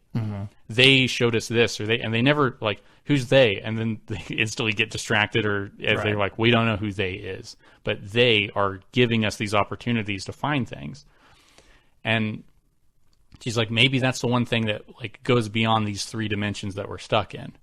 Well, Christopher Nolan has said that 2001: A Space Odyssey obviously is an influence on this movie. And I know you haven't seen... I haven't seen it yet. Yeah. So there's a couple of things that I think I got. Part of the plot of 2001 is that there is a they in that movie as well that takes primitive human beings and plants an idea in their head, you can use tools. And then from that simple idea comes this spacefaring civilization that we eventually become by 2001. Yeah. And when we're ready, they give us the next piece of the puzzle. And we ascend to a higher order of being. And the implication throughout much of Interstellar is that's who the they are. It's this kind of chariots of the gods thing where you've got these, I guess, seeders, or this, you've got an alien race that has gone through the galaxy and has kind of seeded life here and there. And they're keeping watch on us. They're overseeing us. We're running out of resources on Earth. So they give us a wormhole that allows us to go and find a new home. Yeah. That's the implication. Of course, we find out they is somebody completely different later. Yeah. And I'm going to say what that is. And if you're already listening, you've been spoiled enough. So we're going to keep going. Yeah. So she says, love goes across all of these things. And said, well, we're going to go with the most logical thing. Right. And it turns out it does not work out in their favor. Yeah. So where it eventually ends up is he ends up throwing himself into the black hole because he's like, I'm going to take the chance on this insane measure that may get me to see my family again, because no matter what, that's the one thing he won't let go of. You know, it's like humanity won't let go of Earth. He won't let go of seeing his family again, to the point of putting the future of his species in danger. Mhm. It's like instead of visiting both planets and doing plan B for the population bomb, he wants to visit one and hope it turns out right so he can go home. Mhm. You know, so he won't let go of like, hey, maybe I should do this for the, you know, the betterment of the species, just to really make sure we end up at the right place, instead of, you know, letting go of seeing my family again. Which, by the way, they've been traveling through time. They're like 20 something some odd years now. Yeah. Like very much gone from the people that he knew. Right. He flings himself into this black hole, and he is taken across into this weird, just complete otherness. You know, the Tesseract. He is in the Tesseract. So where he's currently at, he's no longer in the 3 dimensions that he normally defines. Here, I want to read something real quick. Okay. This is a good place to put this in. Slate.com did a question and answer list, common questions about the movie and answers. And one of the questions, what's a Tesseract? Isn't that the thingy from the Avengers? Which the minute they said Tesseract, I thought, you know, hey, I'm in the Avengers too. Yay. Yeah. The answer, yes, in the Marvel Universe, the Tesseract is an infinity stone, an object of extraordinary power. In our universe, however, Tesseract is the geometric term for a 4-dimensional cube. If a cube is the 3-dimensional equivalent of a square, a Tesseract is the 4-dimensional equivalent of the cube. Again, the 4th dimension being time. The important thing is that the Tesseract is a space built by they, so that Cooper can communicate with Murph. And who are the mysterious they people keep referring to? Assuming Cooper, Matthew McConaughey, is right, they are our descendants who have evolved to exist in 5 dimensions. Because they exist in 5 dimensions, time being the 4th dimension, their experience of time is not linear in the same way that ours is. They create the wormhole in the Tesseract that saves Cooper. Again, Slate.com, that's just 2 questions, long list. Okay, so he ends up in this black void, and this starts falling through something, and that something think about it as just a massive, you know, 3D grid that he falls through. Well, think of it like this. Think of every moment in time arranged like bookshelves. Yeah, and it's literally of this one moment in time that they're showing him, and he finds out that they are showing him this distinct moment in time so he can communicate. Mm-hmm. And so he starts communicating, and it turns out it was one of the things from the first act of the movie that they thought was just this weird happening. So he communicates with them, and, you know, he's shows them the way to save humanity. Right. And then, you know, he's talking back and forth with this computer, and the computer's telling him, you know... TARS. Yeah, TARS. They're taking it apart now. Which, by the way, I think that's another 2001 reference. When I saw the previews, and I saw, because you know the computers are they're basically slab shaped. Yeah. Well, that looks like the black monolith from 2001, and I assumed when I saw the movie that their motions would make more sense to me. They really didn't, to be honest with you. I never felt like those robots existed in the real world. Their actions always seemed like somebody was holding them up. Yeah. But I think it's a visual nod to 2001. I think the reason that they've got those black slab computers is as a visual nod to 2001. Yeah. So everything starts disassembling, and it's basically okay. So just the real quick way to wrap it up is they are basically the embodiment of everyone who is yet to exist and has existed. Mm-hmm. Because whenever you're born into this life, you start off as like nothing, like this clean slate of like pure essence. And you're born into this life and you gain a personality, and that personality holds on to things. You hold on to resources or attachments or relationships or anything like that. And then when you leave this life, you end up having to sort of let go. And you sort of fall back into that essence. Mm-hmm. And that essence was, think about it as essentially like a heaven. And that heaven was helping him to continue life because it's a life that they were all part of. So that heaven is helping them because they now exist in that 5th dimension, which is like pure essence, pure love. Mm-hmm. And it's helping him to continue to save the species that it was once a part of. Right. Does that make sense? Yeah, it's funny because I took something different out of it. What did you take? I didn't interpret it the way you are, but I'm not, and your interpretation is no more correct than mine. Yeah. Because I think a lot of this is open for interpretation. The explanation that I was going with that I thought I got from the movie was that the they is us in the future. That it's the Terminator John Connor thing. Mm-hmm. John Connor sends his father back in time to create him. Yeah. Okay, which, obviously you've got a paradox. How can John Connor exist to send his father back to create him? At some, there's got to be a loop in there somewhere. Yeah. It's the same one where they talk about if you go back in time and kill your grandfather, how could you exist to send yourself back in time to kill your grandfather? Yeah. But that was the impression that I got, was that the future us was manipulating the past. And they had created this tesseract, this space inside the black hole, allowing him to be the ghost to communicate with his daughter.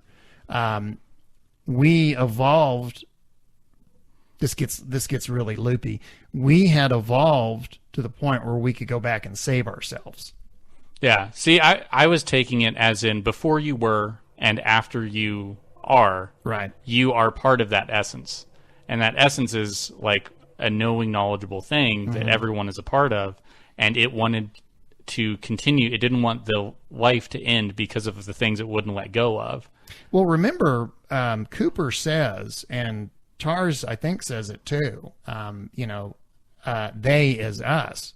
Yeah. And they are. Yeah. Like by either of those stretches, by either of our theories. Right. It's, but I know that whole time loop thing, I know that some people have had some trouble with that. Because I've seen some Twitter comments, and I've seen, if you'll go on IMDb, there are some major flame wars going on about that one, where, people are basically arguing over, again, how can future us go back in time and save present us if we didn't survive without their help? Yeah.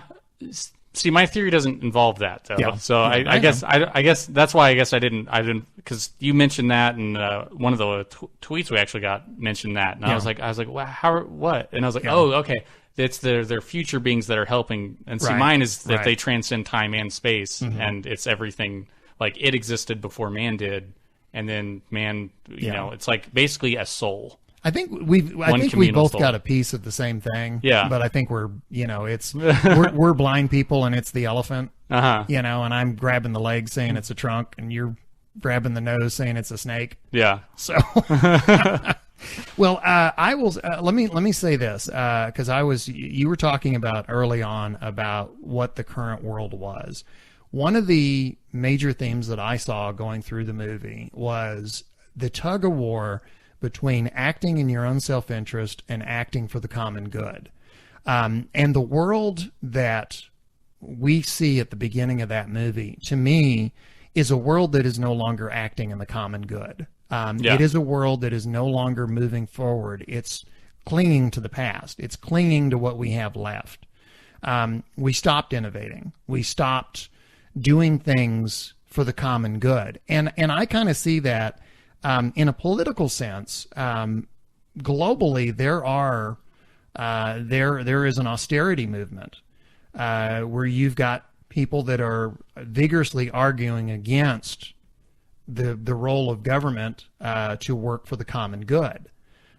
You've got, why do we pay taxes? Why do we do all these things? And in a sense, I saw that movie as kind of a logical extension of what happens when we stop investing in infrastructure, what happens when we stop doing research, when we stop innovating and reaching for the stars. The whole reason anybody can hear this podcast is because of the government. Yeah. The private sector did not create the internet. Private sector took something that was created by the public sector and made it what it was. But the private sector did not create the internet. Just like the public sector is what put us on the moon. the public sector did the GI Bill, which put a lot of people through college, which had a long-term beneficial result. The New Deal built a lot of infrastructure, put a lot of people to work. I always kind of get a kick out of people that say that, you know, because people who are critical of FDR will say that, you know, all that massive government spending in the New Deal didn't get us out of the Great Depression. It was World War II.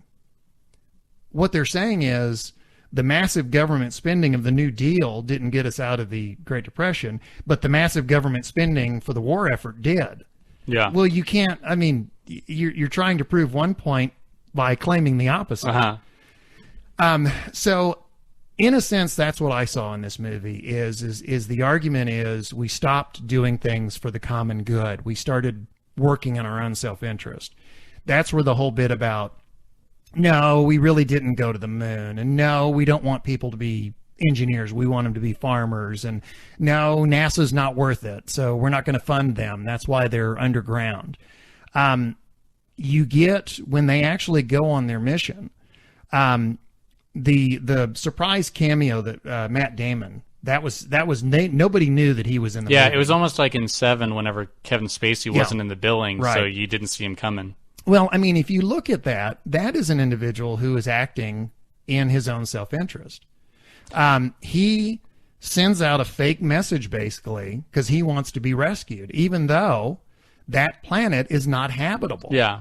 Well, it's funny because he wants to serve the greater good, Yeah. but he doesn't want to sacrifice himself for it. That's But right. He's like, no, I decided I don't want this. I want to be rescued. I'm not willing to die for this cause. Yeah, and then even though that will doom all of humanity. See, he's not acting in the common good. He's acting in his own self-interest. Yeah, and he ditches everybody. And then after he saves himself, then he's like, okay, now let's act for the common good. Yeah. You know, and it's Yeah. like, no. No. You can't have both, you know. And, you know, and Cooper is another example of that. This is somebody who he's trying to act in the common good. You know, he's leaving his family behind, and he's going to go out and he's going to try and save humanity. But in essence, he's sacrificing his daughter to do it. You know, he even though he swoops in at the end and he's the ghost that gives the coordinates and knocks books off the shelves and things like that, the fact is that she grows up without a father. And I thought it was somewhat fitting that at the end of the movie, she basically says to him, you know, not I'm angry at you, I hate you, whatever, but she basically says to him, a parent should not have to watch their child die, which I get.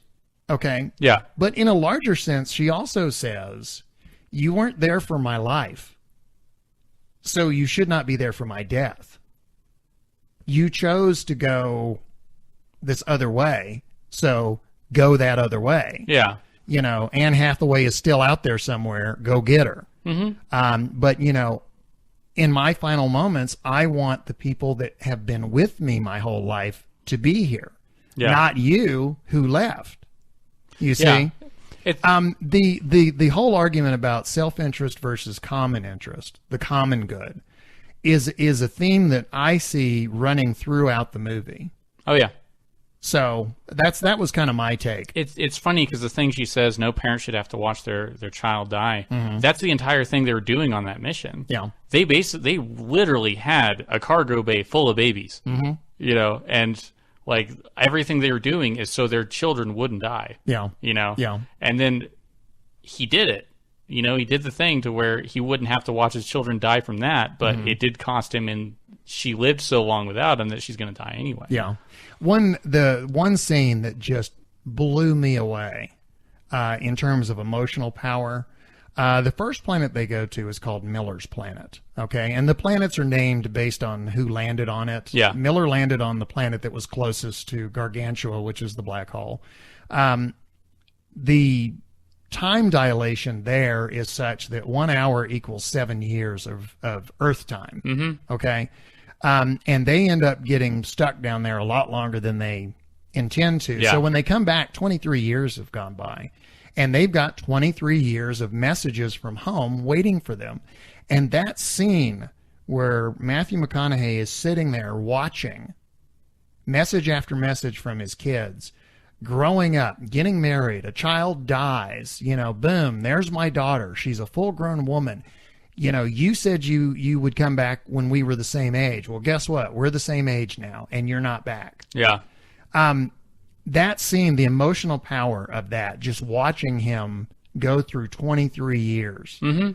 That is an amazing scene. Most stories, whenever they do that, it's like, oh, you jumped ahead, like millions of years. Right, And right. you're like, well, I just lost so many people that it doesn't really have that much of an effect. And as an audience, you're like, it's so far ahead, I have nothing to ground on. But if you think about, what if you were just gone for, a couple months and 20 years happened to everyone that you know? I have to quote a Marilyn Manson song here.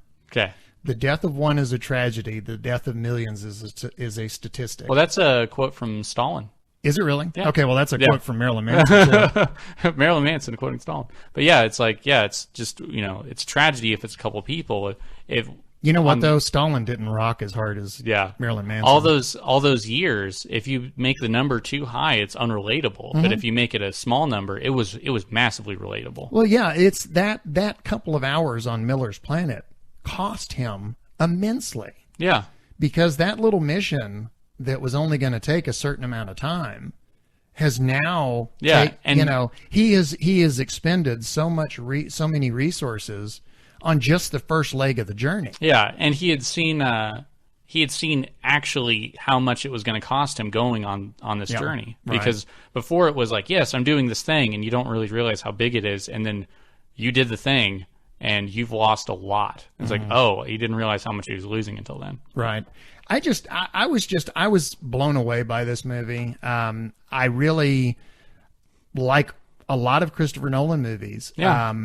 Until you see how all the pieces fit together, you're not quite sure what you think. Yeah.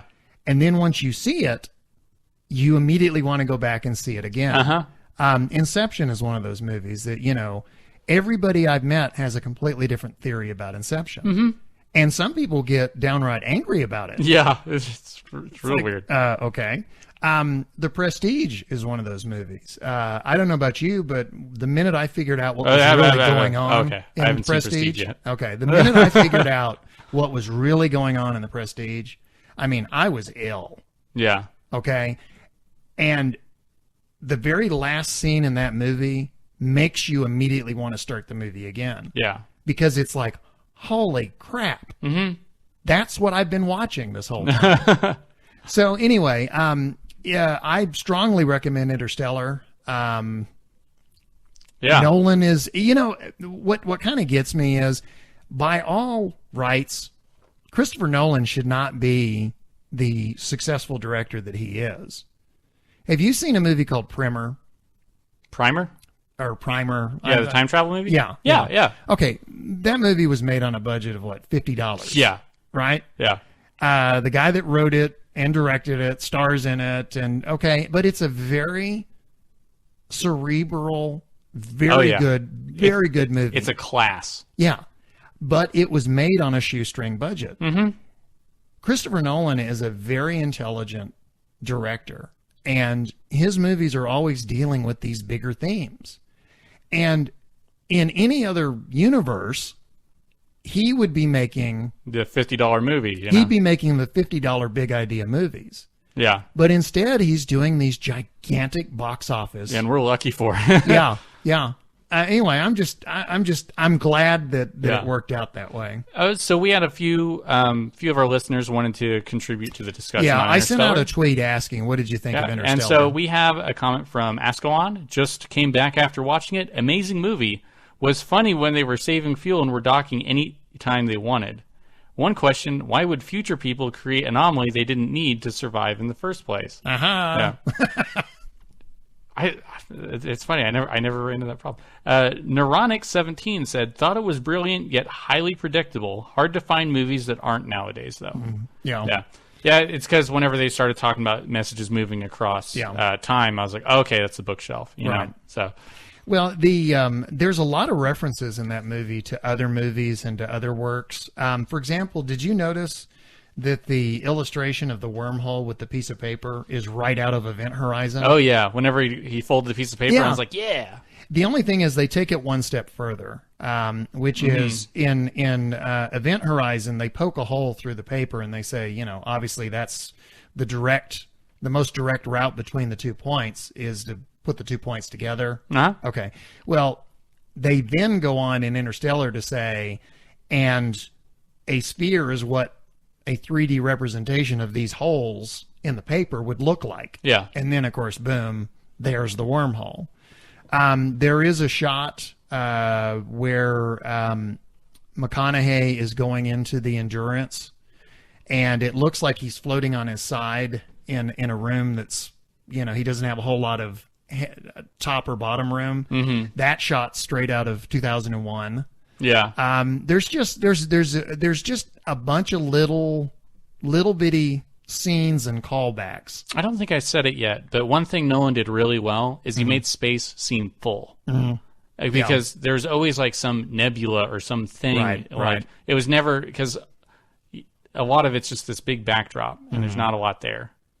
I will say, as a Kerbal player, there were so many points in there where they were doing things, and I was sitting there thinking, you know, yeah, and that's the periapsis, and that's how you dock, and that's how you rendezvous, and there's RCS, and and you know, and they do a massive gravity assist with the black hole, and you know, it's just they don't waste, or like they don't just be like, okay, now we're going to do this thing.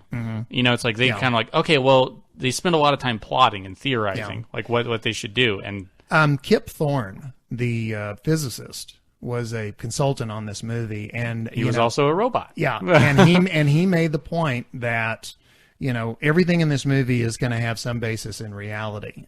Everything in it, even the theoretical stuff, is stuff that, you know, it's like we can't create a tesseract. We can't create a room where all the moments in time are spread out in front of us. But theoretically, you could. What I thought was interesting was I've already seen an article today. Somebody criticized the science of Miller's planet, saying that to get the time dilation, the planet would have to be so close to the lip of the black hole that it would destroy the planet. Then they had to turn around and issue a correction and say, I forgot to factor in the difference between a stationary black hole and a black hole that is spinning at a high rate of speed. If it is spinning at a high rate of speed, you can be that far back and have that kind of time dilation. So it's interesting to me that, I mean, even the people that know what they're talking about are like, hey, oh, wait, no, you're good. Yeah.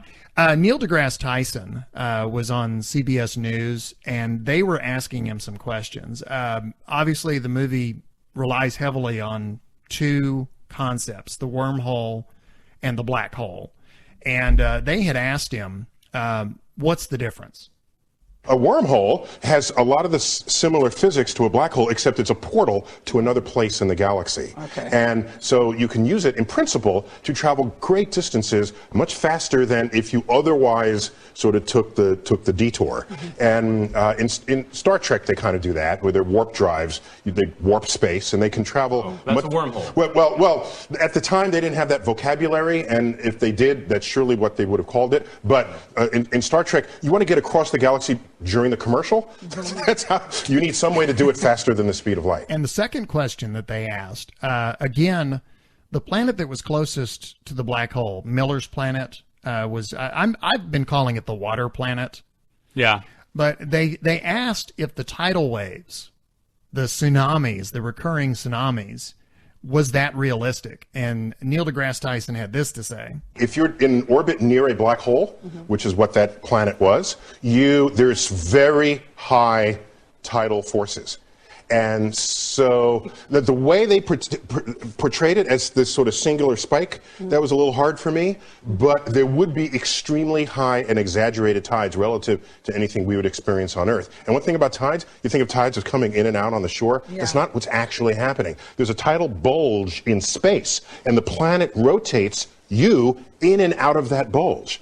So it looks like the wave is coming towards you, but you are actually moving in and through and out the other side of the wave. And they did it twice. Isn't that amazing? Because I thought of the wave as moving towards them. Yeah. No. And that's the way you normally see it because, just on Earth, that's not the way it's to go. all perspective. Yeah. And, if you really think about it, the wave was moving. It shows how fast that planet was moving, too. Yeah. I guess it gives you an indication of size as well. Yeah. So, well, let's go ahead and wrap this up. I guess I would just say that I think it's safe to assume we both give it 2 thumbs up. Yes. Yes, that is safe to say. How soon are you going back to see it? I don't know. It's kind of hard for me to find time to watch movies. So you need to see it in IMAX. Yeah, and it's kind of few and far between when I do. So there's some other ones I've been wanting to see. If you have any loose teeth, yeah, go see it in IMAX. It'll just knock them right out. Oh, there you don't you go. even have to go to the dentist. Just be sure and pick them up off. How the about floor you? for When's the next time you're going to see it? As soon as humanly possible. Honestly, if we had not had the podcast this evening, I might have been there. Oh, really? Already. Yeah. Yeah. I'm probably going to take my daughter to see it. Oh, yeah. Because she loves stuff like this. She ate Inception up. And, and she loved Dark Knight Rises. I think she would really enjoy this film. Nolan has a very good way of, by the time you're done with the movie, you are tired. Yeah. Because it is long and is very I didn't notice the time though. Yeah, I didn't. I didn't. But by the end of it, you've gone on this huge journey. But by the time it's over, you're like, ugh. Yeah. I want to do it again. A long movie has to justify its runtime. Oh, yeah. If you're going to take that much time, do something with it. Yeah, I walked out of Dread, and the Dread was 90 minutes. And I was like, whoo, yeah, that was fun. That was just run through it. And then I came out of Interstellar, and I was like, whew. Yeah. That was really good. Yeah. It's not this condensed, bam, pow, fun. It's like you're going through this big experience. And when you come out the other side, you're going to be 20-something years older. Well, I guess the biggest praise I can give to the movie is that at no point did my butt go numb. Yeah. So 2.5 hours, and it's because the seats are shaking. Yeah. Well, that's true. That's true. Keeps the blood going. It keeps the blood in your butt. Well, that does it for this edition. I guess a fairly lengthy edition of After the Credits. Yeah. Since Interstellar has so much to do with physics and theoretical physics, we thought it was good to just go right into it. Yeah. I wanted to leave you. We've been leaving you with songs at the end of After the Credits, and so I figured I would leave you with a song about physics from the master himself, MC Hawking. Harmony with harmony.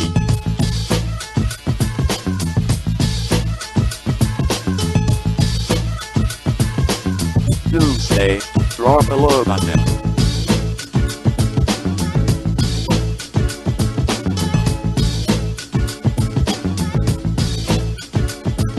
Entropy, how can I explain it? I'll take it frame by frame it, but have you all jump and shove and saying it. Let's just say that it's a measure of disorder in a system that is closed. Like with the border. It's sorta like a well measurement of randomness, proposed in 1850 by a German, but wait, I digress. What the hell with entropy? I hear the people still exclaiming. It seems I gotta start the explaining. You ever drop an egg on the floor, you see it break, you go and get a mop so you can clean up your mistake. But did you ever stop to ponder why we know it's true? If you drop a broken egg, you will not get an egg that's new. That's entropy, or ENTRO to the E to the Y. The reason why the sun will one day all burn up and die. Order from disorder is a scientific rarity. Allow me to explain it with a little bit more clarity. Did I say rarity? I meant impossibility. At least in the closed system there will always be more entropy. That's entropy, and I hope that you're all done with it. If you are, here's your membership. You done with entropy? Yeah, you know me. You done with entropy? Yeah, you know me. You done with entropy? Yeah, you know me. You done with entropy?